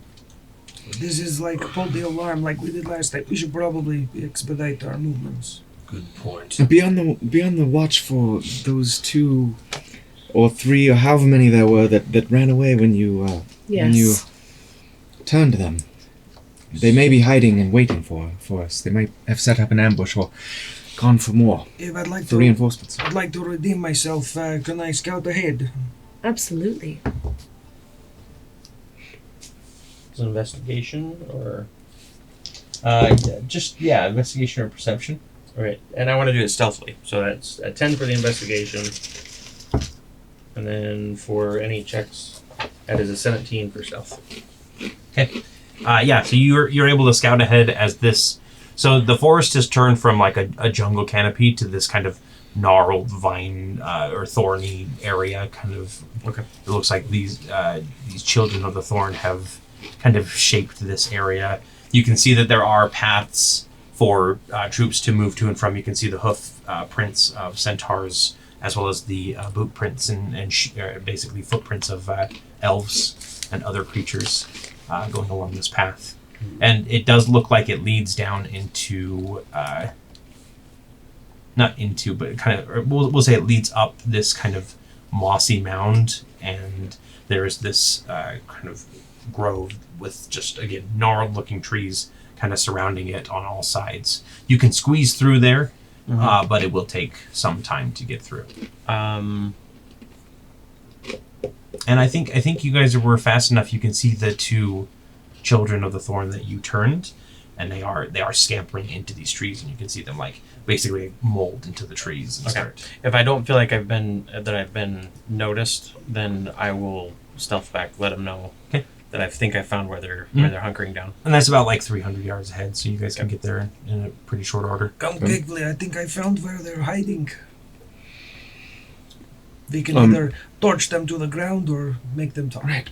Show me where they scrambled into. Perhaps we ought to try the fire again. They didn't seem to like that too much.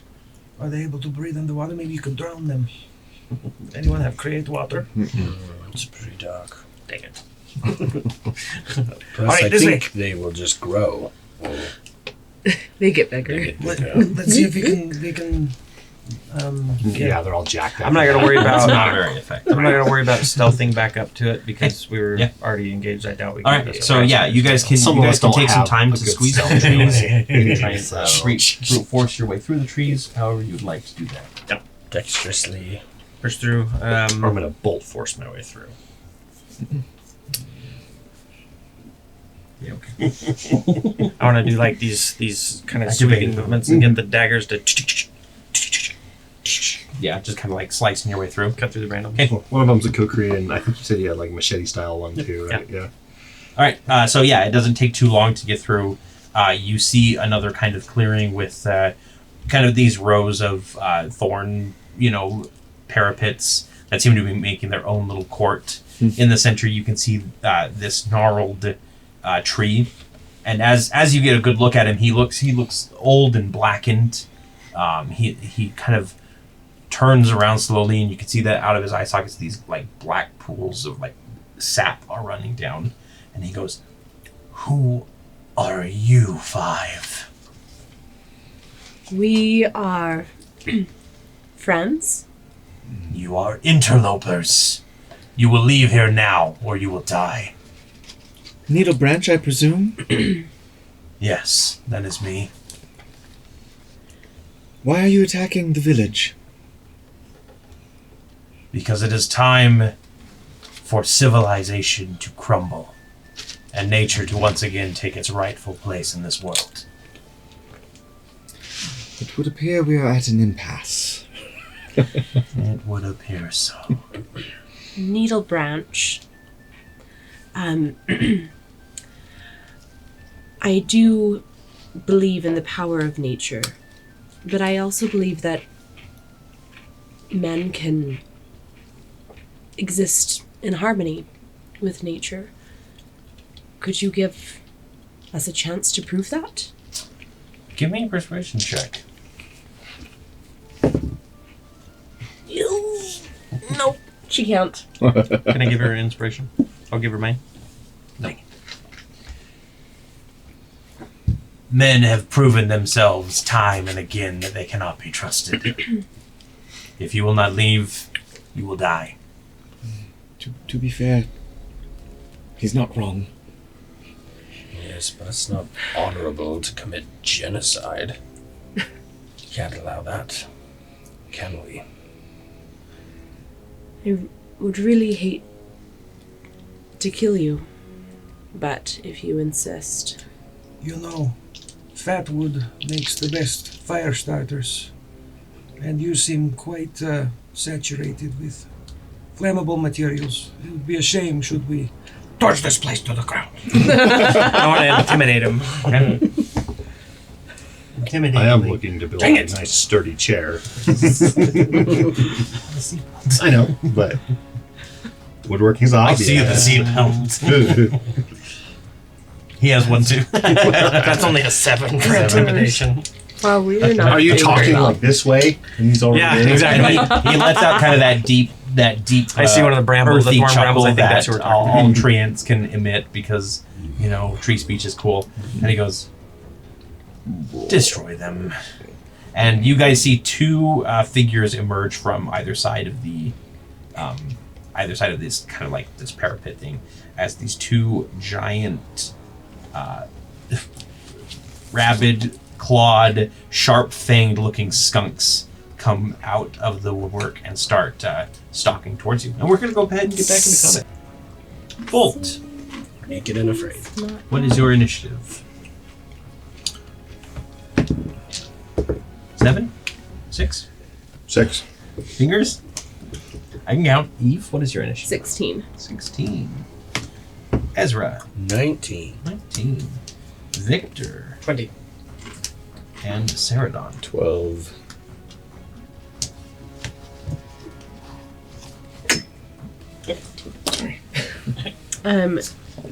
Can I have had her sing me a song before we got to this point?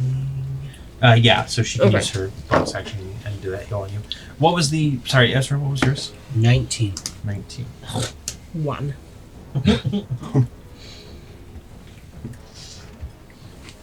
Are you pretty low? I'm trying my best. I'm at 19. I mean, Bolt would have offered up a heal if you needed it. Let's see how we do. See how quickly we all die. Okay. So, Victor. Yep. It is your turn first. I'm going to move forward. So 5, 10, 15, 20, 30. And I'm going to run up to him. And as I get up to him, I'm going to throw Mist and Snarl into the dirt at my feet and say, defend! Okay. And then I'm going to slash at him with my dagger. Alright, so that's a performance point for the defense blades. So I've got 2 more performance points. Okay. And my attack, that is a 17 to hit with Shadow Song. 17 will hit. Okay. So that's without, it's 5 total slashing damage, no sneak attack. 5 slashing damage, you say? Yep. Okay. And that's in my turn.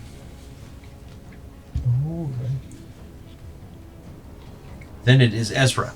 Okay. I'll just stay where I'm at. I'm going to shoot at orange. Okay. With sharpshooter. I miss. Probably. So that is that's really bad. A 7? A 7 will miss. Yep. So Victor goes running forward. He slams 2 knives into the ground and brings a third one up and starts slashing at Needbranch.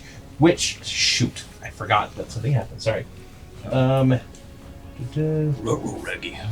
Give me a dexterity saving throw. Oh, that's cocked, but it was a 19. Come on, please. Nope. Being honest does not pay off in the end. That's a 2 plus probably not 6, 7, 8. Okay. So you are going to basically, as you start slashing this thing, more of the sap comes out and it splashes on your arm and it starts burning like acid. So you're going to take 11 acid damage. Yikes! Oh my gosh! It burns. And then you will continue taking acid damage at the start of each of your turns, unless you or an ally use an action to wipe it off, or 3 rounds have passed. Basically, it'll burn for 3 turns. Okay. Got it. So if you give yourself a marker or like a dice to do that. Okay. And that basically is any melee attack against it will cause that slash. What's the damage dice that I can just... It's a D12. Even if made with reach. It is any melee attack within 5 feet. Sorry, clarification. Thank you. And then, so you go in, you slice, you get some acid on you, it starts burning away, and then Ezra pulls back and tries to fire at one of these things, and it just like slaps the arrow out of the air. Oh boy. Alright, then I'll use my movement and maybe try and get like some partial coverage. Okay. So it doesn't try and... I mean, it is definitely eyeing you now, for sure. But it is Eve's turn. I'm scared. Okay, well... pardon me. Eve is going to... Is your knife... Are you sure your knife is slashing damage? I thought daggers were piercing damage. They are. Piercing, you're right. It is piercing. Another this is Preston's dumb question, because I'm having a brain fart here. On the daggers, it's 1d4 plus 4, which is my dex modifier, right? Yes. So I should also have been adding an additional 2, I believe, because I have the thrown weapon fighting, and I get +2 to the damage roll. On the return? I've never used that. This is just for thrown weapon fighting. When you hit it with a ranged attack, you thrown weapon. Did you take Fighting Initiate as at level 4? No, that was when I started.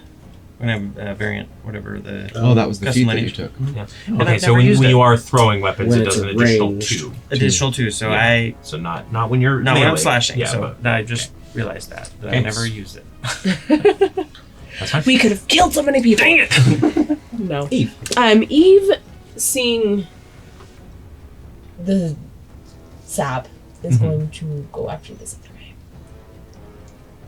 And I know that Colby is And it's cringing. Focus fire. Oh, take out the little guys first. I know, then but the you big went after bad. orange. Well, it's okay. I You missed, missed. and I will go towards And I Preston. should have made You it missed. over there. Okay, so that is a 20 to hit. 20 will hit. Battle tactics are... We're starting to gel. It's been a little bit. I'm gonna run over to the for nearest 7 tree and try to damage. chop it down. 7. You like that? Oh, you like that? Is this a cousin? Stop attacking, I'll keep chopping. So, Like Will slashing Smith's damage. squishing the And cockroaches. then I will knuckle? call Goldie to make an attack as well. Okay. For my bonus action. So she will do a claw attack, which is a 20 to hit, 20 will hit. and that is... So that is 4 slashing damage. Okay. Plus 4 fire damage. 4 fire damage. Okay. Yep, so you come in and you slice at this skunk. It kind of like rears back and hisses at you. And then Goldie comes they're down there. skunks. I forgot. Yeah. I wrote and down. blasts it. Yikes, I'm nervous. Y'all gonna need to get tomato bath after this? That's the next healing pool you guys encounter. Prestidigitation should take care of it, right? Good. So that? then No. it is Nope. the Nope. orange We can find someone of those. giant skunk's turn. And it is going to charge at Ezra. And it does that skunk stomp thing that they like to do. When they run up and they turn sideways and... Yeah. But it won't spray you. Instead, it's going to attack you 3 times. Once with its bite and 2 times with its claw attack. So the bite is a 14 to hit. Yes. Okay. Claw number 1 is a 23 to hit. Tits. and then a 16 to hit. Hits. That's my AC. Okay. If you are going to take...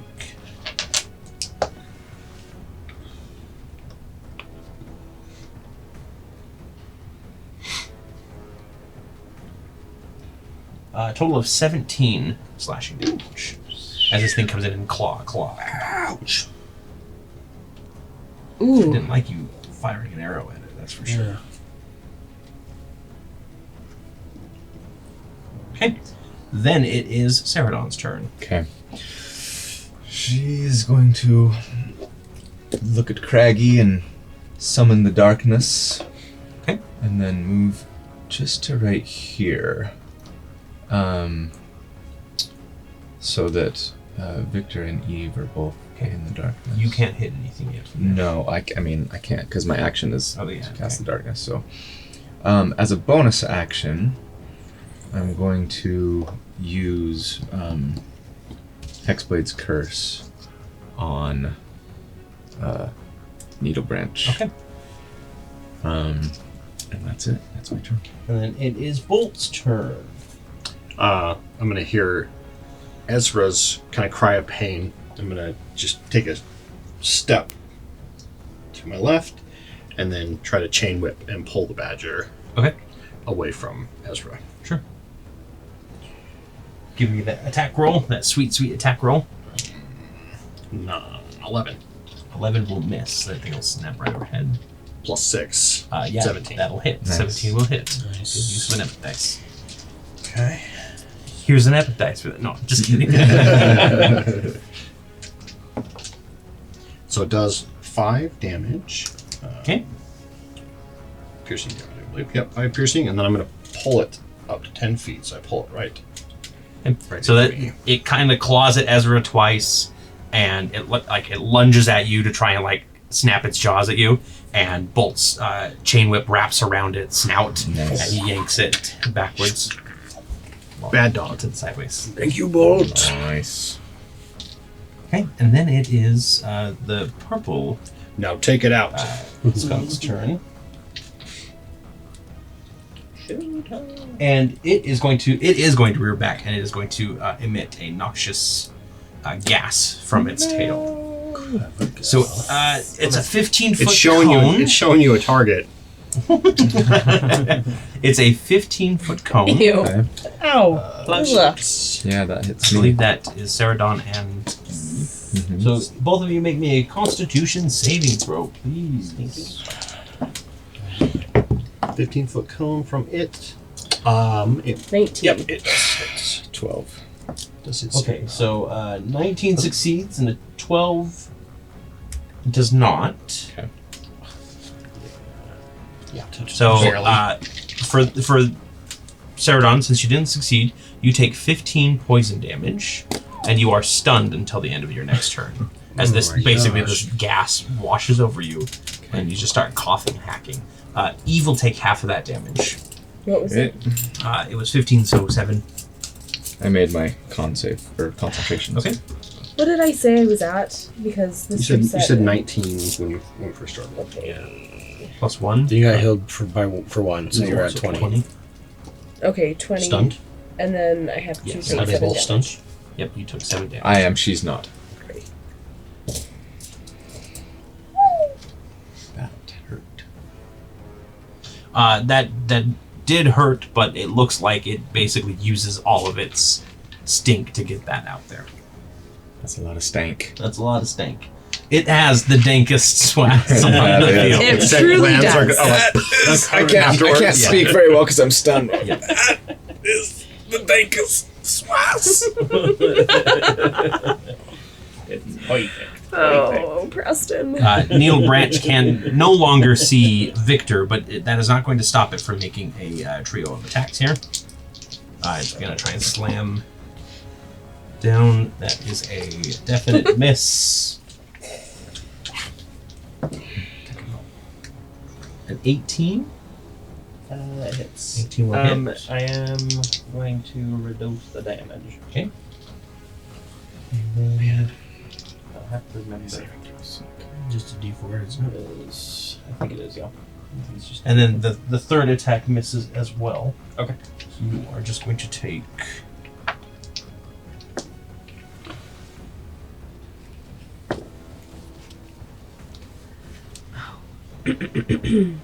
So you're going to take 11 bludgeoning damage. Minus 2, so 9. The 9, okay. Okay.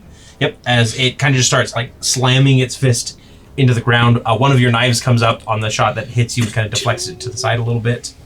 So you're going to return that knife. And that is its turn. And you can hear him go, "Where are you, little thing?" Missed. He's gone. And then back up to the top of the round with Victor. Sorry, and I'm sorry. I zoned out. Did he hit you? He did. One time. Yeah. Okay. So he was whiff and hit. Yep. Get out of there! I'm right here. If you cannot see me, all the better. And I'm going to... I'll toss out... Actually, no, I'm not going to use my bonus action for that. I'm going to attack. Okay.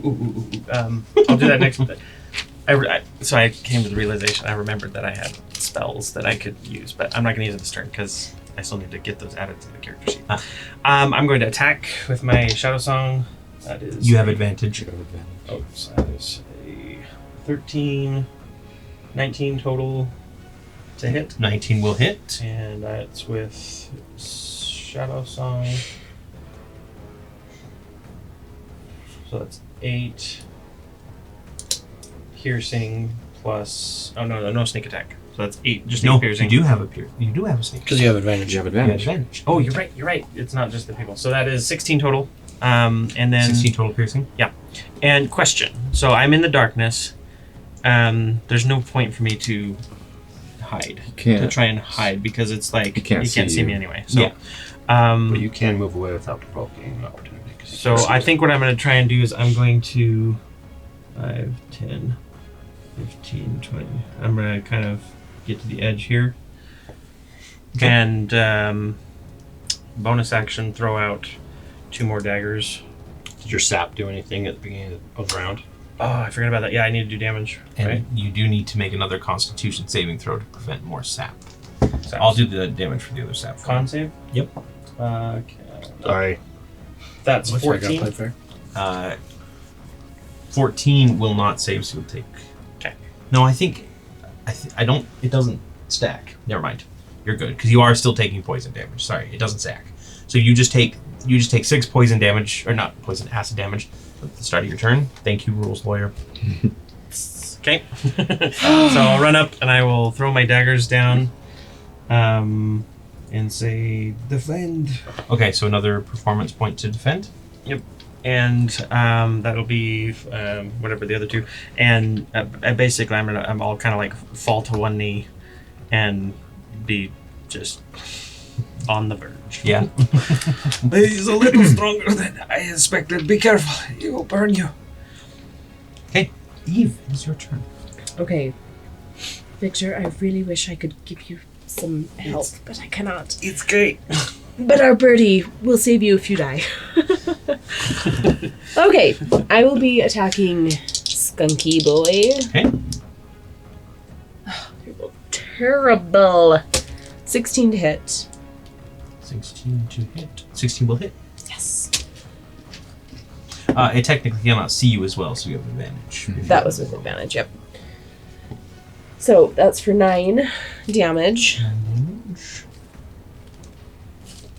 And as a bonus action, we'll have the bird. Okay. I can't remember. Sorry. Okay. For 6, that's a 16 to hit. 16 will hit. Okay. For 5 slashing. Okay. Plus 8 fire. Okay. Yeah. So you like the bird starts harrowing the creature. You know, he's kind of singeing the fur and everything, and it rears up again and gives you a good shot, and you kind of slice a good hunk on off of the chest there. It is looking very worse for wear at this point. Good. And then it is the orange one's turn, who has a new target in sight. Did I get skipped? Because I attacked orange before he had a turn. Yep. Sorry, Ezra. It is your turn. Okay. I did skip you on accident. Okay, cool. On purpose. I'm going to shoot at orange and see if I can hit him. I'm not using sharpshooter because I want to make sure I hit him. Oh my god. A 12. A 12? No, an 11. An 11 will miss. Yeah. I'm going to run away. Okay. 25, 30. I shouldn't have made him a stormtrooper. You called it. Okay, now it is the orange. Bad dice. The orange is in timeout. Yeah, Dallin's failed you a couple times. Yep, already. tonight. So that We're on is to the black dragon. a bite attack and then 2 claws on Bolt. The bite is a 15. Misses. Okay. Claw number 1 is a 9. Miss. And then a 19. That's right on. Okay, so the last one hits you for... Oh, he didn't use his musk. Oh well. 6 slashing damage. Like Calvin Claw.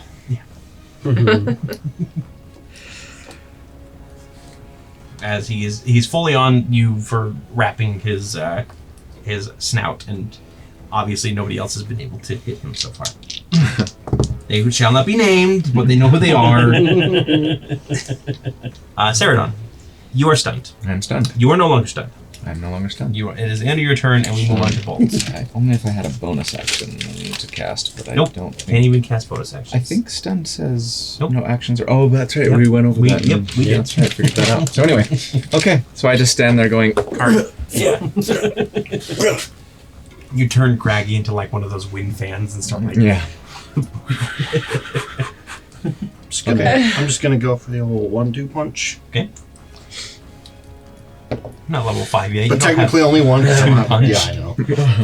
I'll just with both fists and it's like 1-2 punch. That's a dirty 20. Dirty 20 will hit.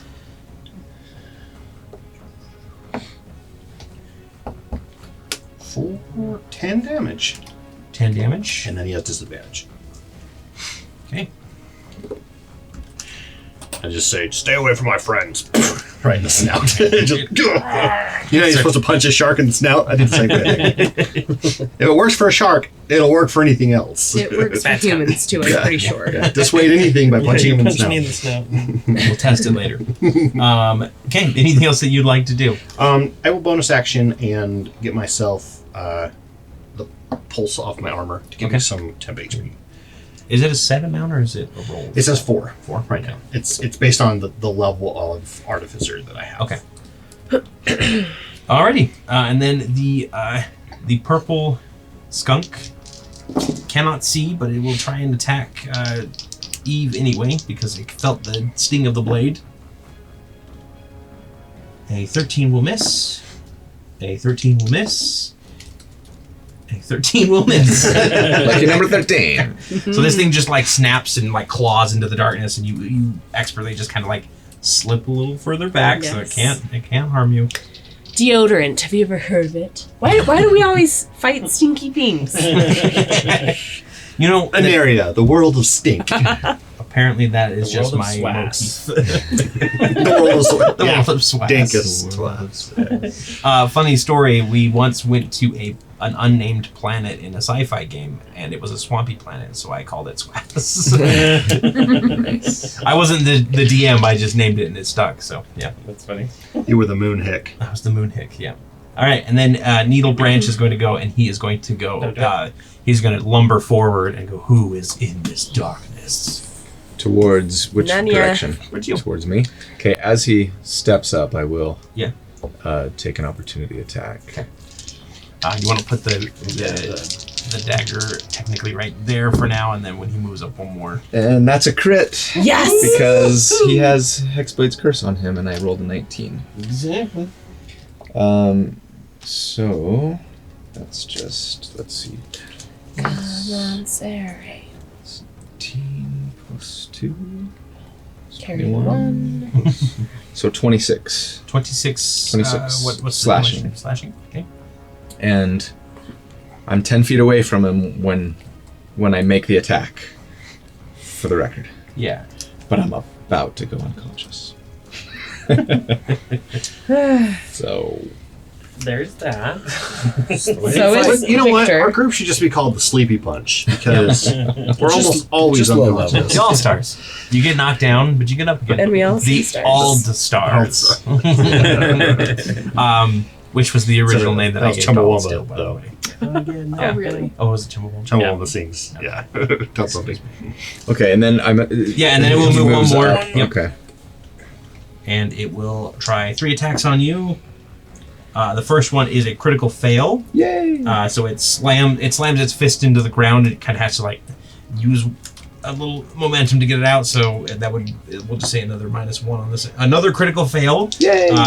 Both fists come down and they actually slam into the ground. And yeah, that third attack he can't even get them out of the ground for. My name's Seredan Stoneward. I'm from. Oh, did you really want to know who it was that was in the darkness, or was that sort of a rhetorical question? And he just roars like he roars right in your face without realizing it. You can feel like the little tiny like acid spittle, but it's not doing any damage to you. Yeah. As he obviously just like rips his arms out of the ground. He roots to the ground. Yeah. Not again. Victor, it is your turn. So I'm going to make my attack with... nope, at the beginning of the turn, I take 6 damage. You take... Or can I use my action to rip off the sleeve that is burning me just before I fall unconscious? Go ahead and roll me a dexterity saving throw. That is a 13 plus 6, 19. 19.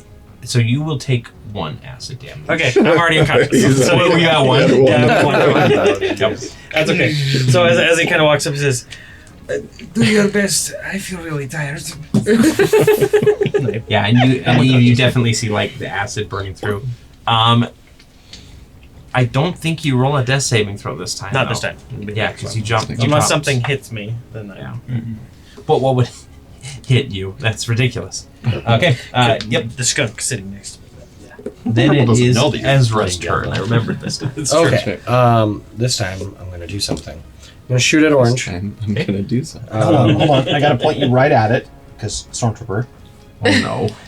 Oh dear. Okay, that's a 10 to hit. Oh Lord. Not that dice either. Nope. That will not hit. And I'm going to keep running away. Ezra, something is weird. It's like you... 30. It's like you aren't quite, like, familiar with your weapon as much as you thought you were. Like, you're supposed to be... You're supposed to be trusty! No jams, you're just a string. What's going wrong? So if you... By the way, as a reminder, if you're out of healing at least, Goldie can... Okay. You got that? Perfect. Got that. First I will hopefully kill this stinking skunk. Literally. It is literally stinking. So there's one more round for that acid, right? Yes. Which would come on my turn. Yes, but it's not going to do more than your HP and damage. No, but it would force a failure. Force a failure. So, actually, no. I will say that you do manage to like get it off. Like you rip the sleeve off that is acid, but like your arm is just all messed up now. Mangled and... Yep. So you're not going to take acid damage this next time. So I've got Deadpool arm? Yeah, you get Deadpool arm. So that's a 19 to hit. 19 will hit.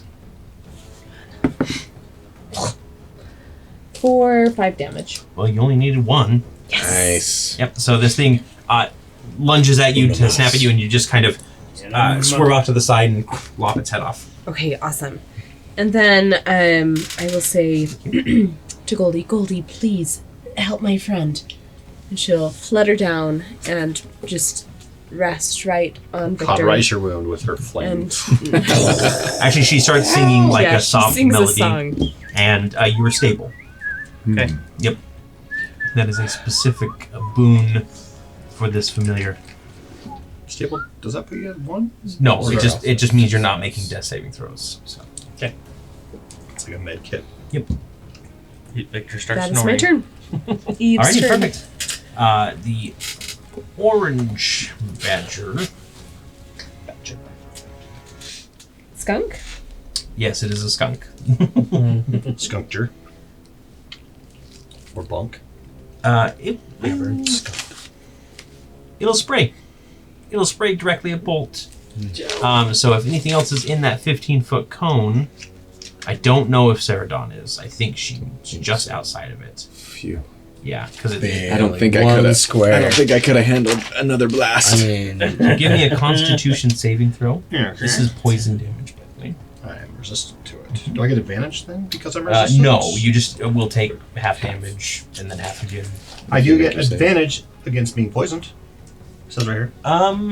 this isn't the poison state, though, is it? It will not. It does not poison you, but just poison damage. Yeah, I don't think it counts. Okay. Yeah. 21. Nice. Okay, so you make your save, so you won't be stunned. Take quarter damage here. Yeah. Yeah, you'll take a quarter damage.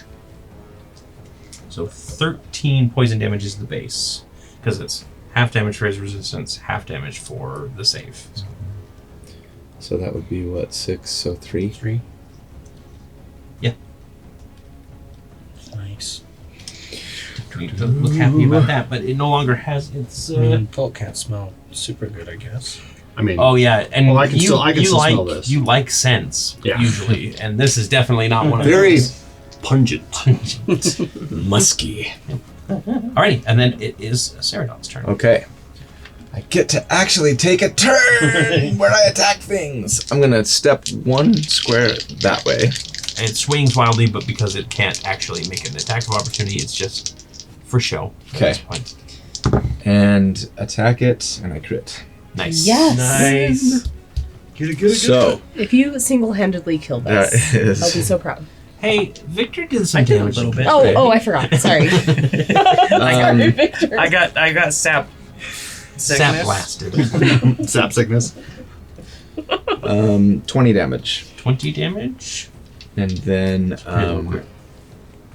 I will take my butt action. Action. And that is... Oh. I think that got cocked. I better re-roll that. It was a crit again, but I feel bad. So, it was not a crit that time. 22 to hit. 22 will hit. For... Here's an epic dice for re-rolling thank crits. That is, Because honesty is epic. I don't know. I That's- got a 2 when I was playing this. 11. 11 damage. And then I'm going to finish my movement. So that was 5, 10, 15, 20, 25. I want Eve to stay in it, so 30. Okay. And move right here. So I guess a portion of it would be in the darkness still, but I'm just trying to think, like, Yeah. if somebody else wanted to attack it. Yep. Anyway. Bolt. It is your turn. I'm going to drop an old fairy fire right here. Okay. Well, that will help me. Catch both of these in it. I see- What is the same? I kept seeing all these arrows just Wisdom. I mean, like, perfectly in every one of, like, the knots of the trees, but not the creature, you know. Wrong tree! What is the save total that they need? It's a 13 dex save. 13. Neither of them. Oh, it's Dex. Yeah. Oh yeah, neither of them make their save. Okay, and that's a spell. That is a spell. So go ahead and roll me a d20, please. D20. Yep. 17. 17. You're okay. Basically, that was on a 1 that was going to cause an explosion. So mark down 1. Just kind of give me a check mark on your page somewhere. Okay. Basically, every time you cast a spell slot, it's going to go up by 1 until you explode again, as it were. Yeah. Distance. Okay. So yeah, they are both wreathed in this kind of rusty red flame. Nice. Yep. So that's my action. And then I'm just gonna kind of hold position here. Okay, sounds good. Needbranch is going to go next. Hold on a sec. If I move next to him and he tries to move away, I can try to make an opportunity attack and give him disadvantage with my Thunder Gauntlets. I'm going to do that. I'm going to slide over, and I don't go out of this one's threatened range, but I get next to big guy just in case. Okay, sounds good. Yeah, he is very much after this darkness that is causing him so much grief and cutting at him. So he is going to move away to move towards Seredan. So as he leaves, I'm going to make my... Move the knife, would you? Make my attack. Oh, I get I'll take advantage now. an because- opportunity attack as he moves into my range. Does a 14 hit? 14 does not hit. Okay, I'm going to add a big die. 18. 18 will hit. Right. So... Then I need you to make me a Constitution or a Dexterity saving throw. Sorry. Yeah, let's do the damage real quick. Yep. My attack.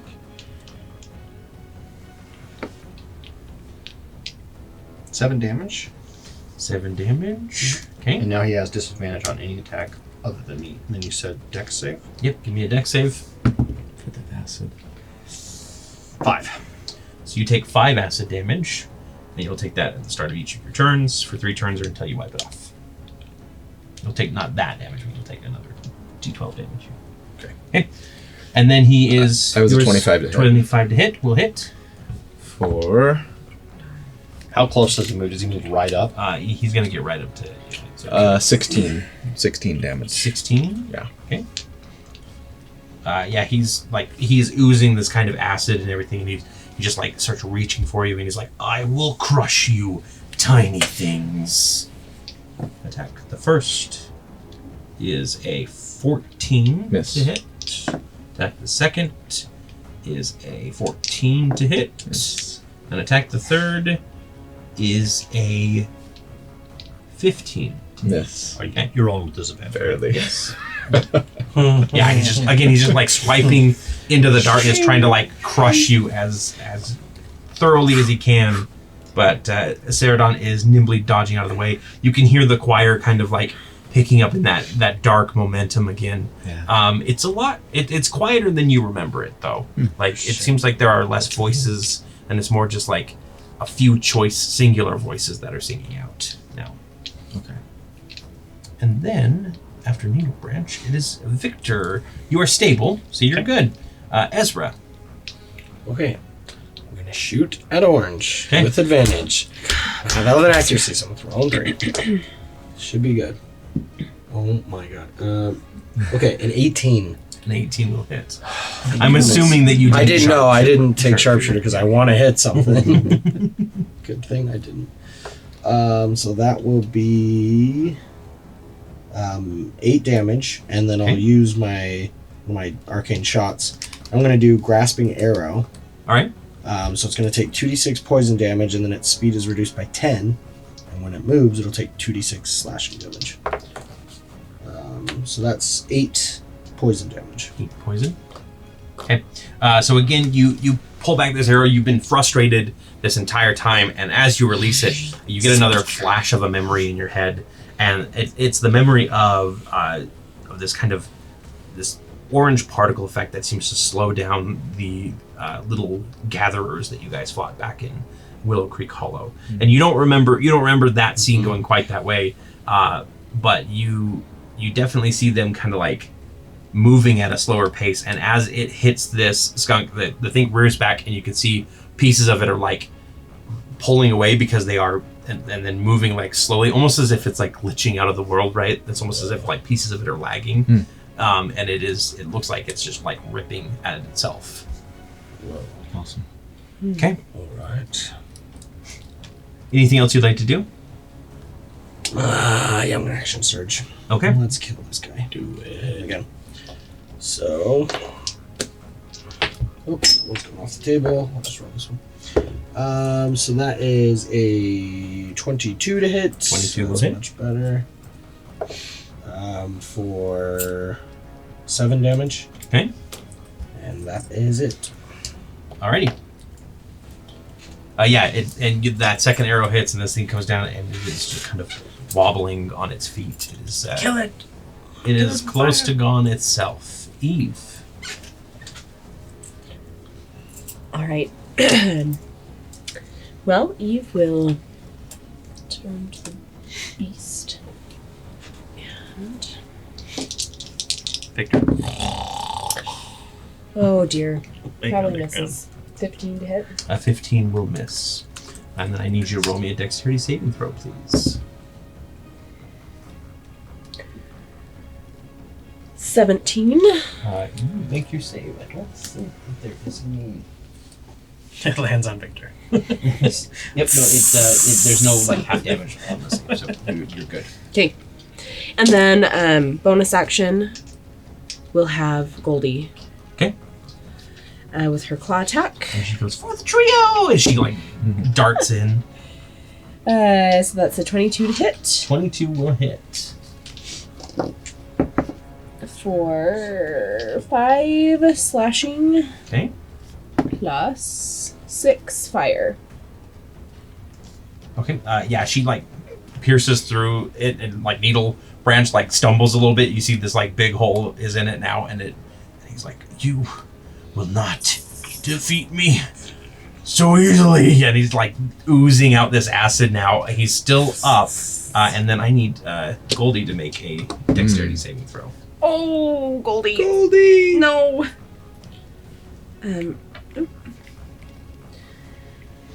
That is a 7. Okay. She will take 12 acid damage. Oh, that is a lot. I think she's still up though. Yeah, she is. At least until the start of her next turn. But we'll see, yeah, because she like pierces right through this thing, and she comes out the other side, and she's just covered in this acid, and you can see that it's like leaking into her skin. It is burning away her feathers. But so does she take 12 every single? So it'll roll again at the start of the next round. Yeah. But we'll find out if she makes it or not soon. The orange one is going to go, and it is going to make attacks. It is desperately trying to attack Bolt now. It's just if it moves, not if it attacks, right? Right. It moves out of space. Yep. So bite Just number dice. 1. 1 foot or more. Sorry.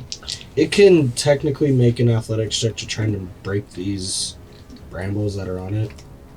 I think it's just in desperation mode now, so that would be fine. So the first attack is going to be a 20 something. 20 something. Okay. So the bite hits. The next one is a 10, and the next one is higher than the first. So 2 hits. So with the bite.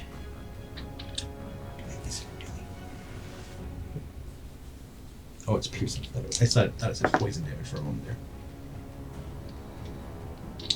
11 piercing damage from the bite. And then... These things are strong. 8 slashing damage from the claw. You still up? Yep, till the start of my turn. Right? Unless he rolls a 1. Okay. It is Seredan's turn. tonight. Okay. All right. She's gonna take a step back and say, "I'm flattered that you feel we defeated you easily. Really, you put up a better show than you're giving yourself credit for." 19 to hit. 19 will hit. Okay. For 9 damage. So in desperation, he lunges at you. And he goes, "You are nothing!" And then you just like slice clean through and rend him in twain. And Nice. the 2 branches fall to either side and crash to the ground. Okay.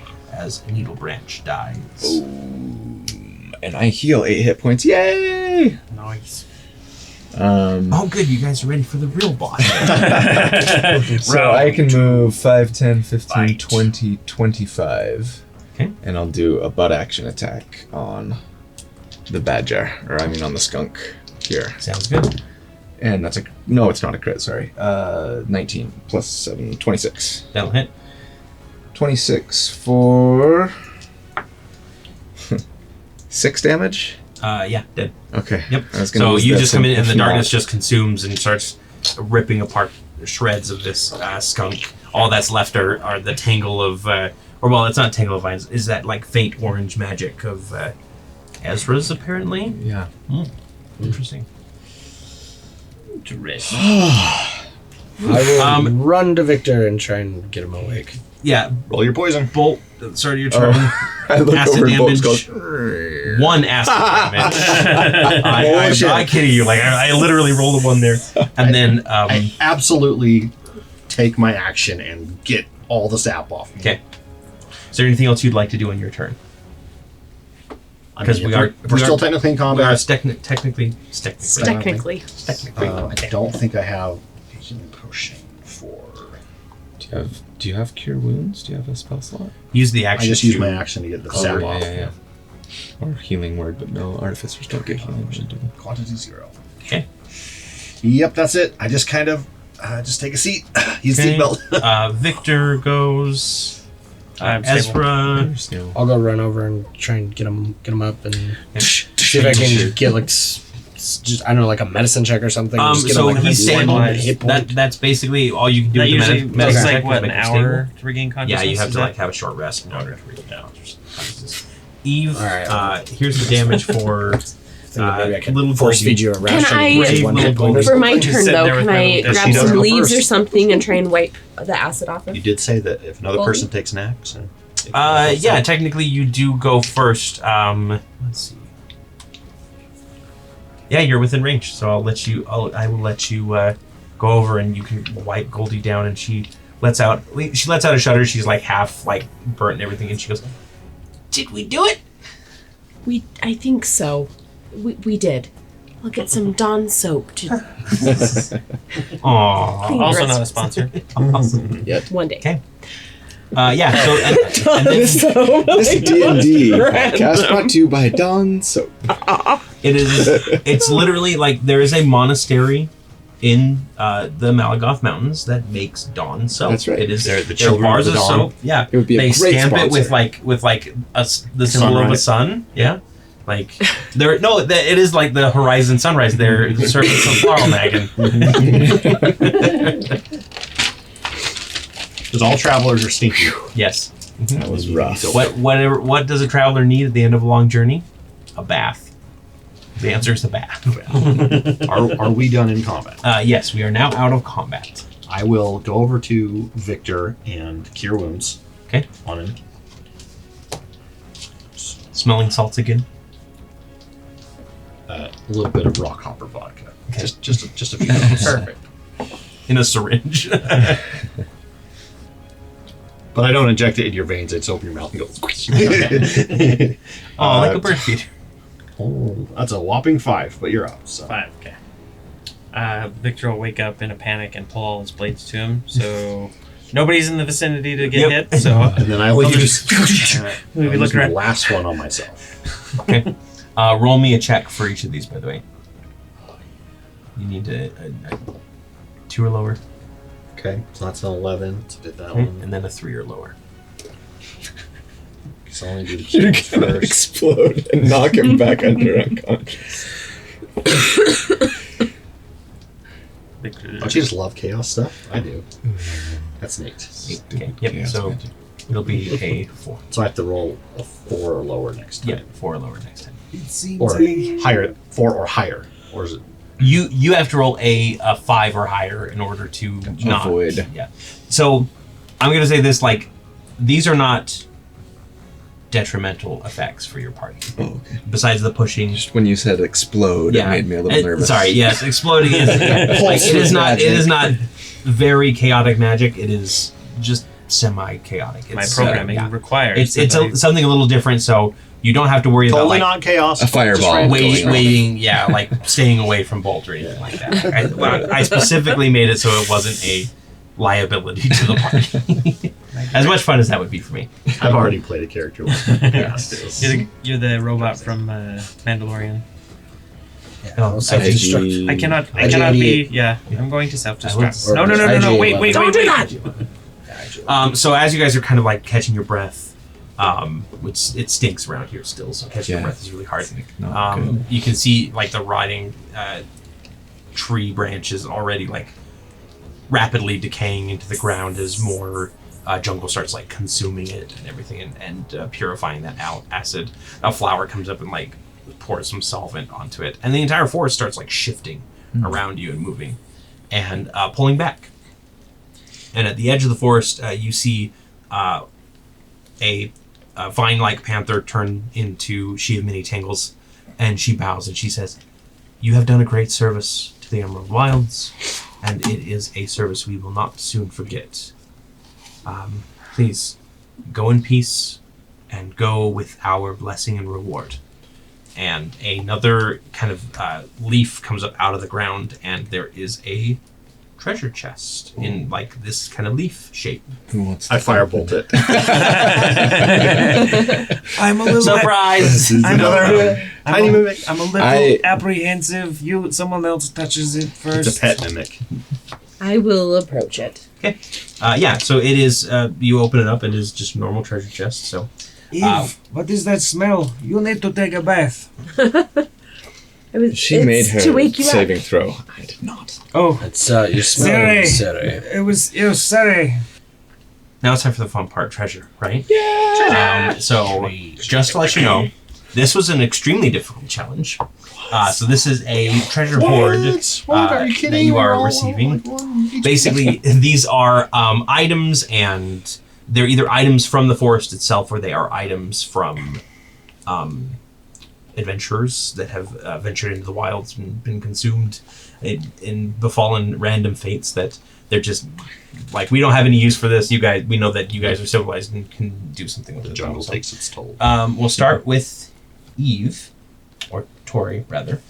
Can you roll me 2d6, please, and times it by 100? Now, are these items for specific people, or It's are not. they It's just not random? items yet, but they Oh, will okay, be. gotcha. They'll be items. Times by what? 100. Can 500? can she use my epic die No. to add that? Well, if you'd like to, actually, yeah, I suppose. So, 900. So there are 900 copper pieces. Colby, would you like to roll me 2d6 and times it by 100, please? Yes. Does anybody else have any epic dice? That's funny. Okay, glad that gambit paid off of mine. 12. I got there. max. Oh, sorry. That is times by 1,000. Hers So, was or mine is? Yours is. So 12,000. So that is 12,000 silver pieces. Well, Like I said, this is a treasure hoard. Nice. Buy some gear. Preston, Yes, I need. roll me 6d6 and times it by 100. 6d6. 1, 2, 3, 4, 5, 6 times by 100. That would be 25? 2,500. So that's 2,500 gold pieces. And then, Dallin, would you roll me 3d6 and times it by 10? by the way, Bolt, Yeah. Can good, you- because can you put I this have some serious issues with Lucan. 5, so by 10, so 50. 50 platinum pieces. Nice. Bolt, can you hold this in the bag of holding? It seems I am over capacity. What is it? The The- gold. Yeah. Yeah, he should just carry it all. All the money. That and I'm already over capacity with that hunting trap. So that'll bear be trap. why I've been so terrible in every fight. And then, Scott, can you roll me a d100, please, to determine what else is in this treasure? Come on, baby. 72. 72. There's 72 things in it. We're going to be here for a long time. 72. So let's do, and we'll go right back to Eve. Does that weigh? Roll Bag of holding me can only hold 500 pounds. 3d6, I mean, it's please. like how many gold for 86. a pound? I think it's 100 like coins gold. for a pound? Yeah. Because I'm at, so right now 16. my coins is 16. There are 16 gems in there of various types. Oh, I'm going to the magic store. Me too. And to the candy shop. we'll figure out the appraisal for those. in Yeah. Just a bit Yeah, here. we can even do it Offline. Offline. And then let's see. So here's what we're gonna do, because I don't have like specific magic items for you yet. So we're gonna random roll it. You can obviously sell any magic items that you can't use, and then buy the magic items that you want. But you get roll me a d6. 3. 3, you get 3 magic items in there as well.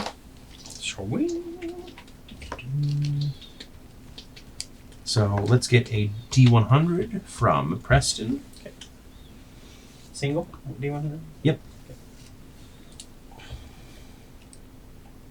30. 30, you get you see a potion in there, so we'll see what that does here in just a second. And you guys, I'm going to say that you have the time to identify. Yeah, I can cast this ritual. So this is a potion of spell recovery. When you drink this potion, you recover expended spell slots with a combined level that is equal to or less than 1d3 plus 3, and none of the slots can be 6th level or higher. Nice. And that is it is kind of like this. It looks like need a cauldron, almost like around like a cauldron emergency. sleeve around the big potion bottle. Okay. And then it's got a little tiny scroll with a bunch of runes wrapped around the top there. Dang, that is awesome. And then for the other 2 items, that is the item from the Griffin saddlebag, and the rest will come from just the regular magic item table, because that is fun. So 2 more magic items. Yep, 2 more magic items. Dallin? Yep. Would you please roll a D100 for me? Yep. Get something good. Let's go with 48. 48. Another potion. Okay. This is a potion of giant strength. Okay. You're writing all these down for the stuff, right? Scott? Shoot. That's probably for you too. You're the only strength-based attacker here. Yeah. And then if you want to roll me 1 more D100 for the final item. 26. 26.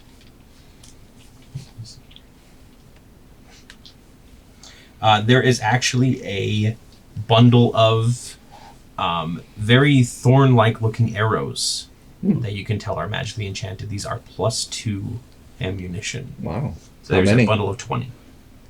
Wow. That's pretty good. Yeah. Yeah, +2. They don't can you recover? So once it hits a target, the ammunition is no longer magical. I was going to say that. Once it hits a target.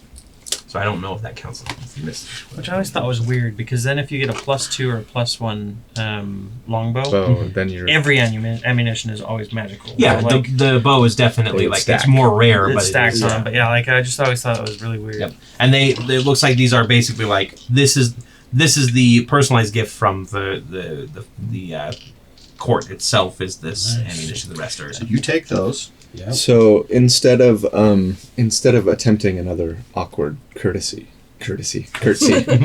I'm gonna do like a vanguard salute, just kind of a I get down and thrust my my glaive forward and spin around, backhand it, and then pull up and stomp it on the ground and bring my hand to my chest and I say, "That was an honorable gift indeed.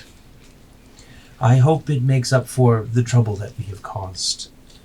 Please give our regards to the town and tell them that the Fall Court sends its deepest apologies." We will, and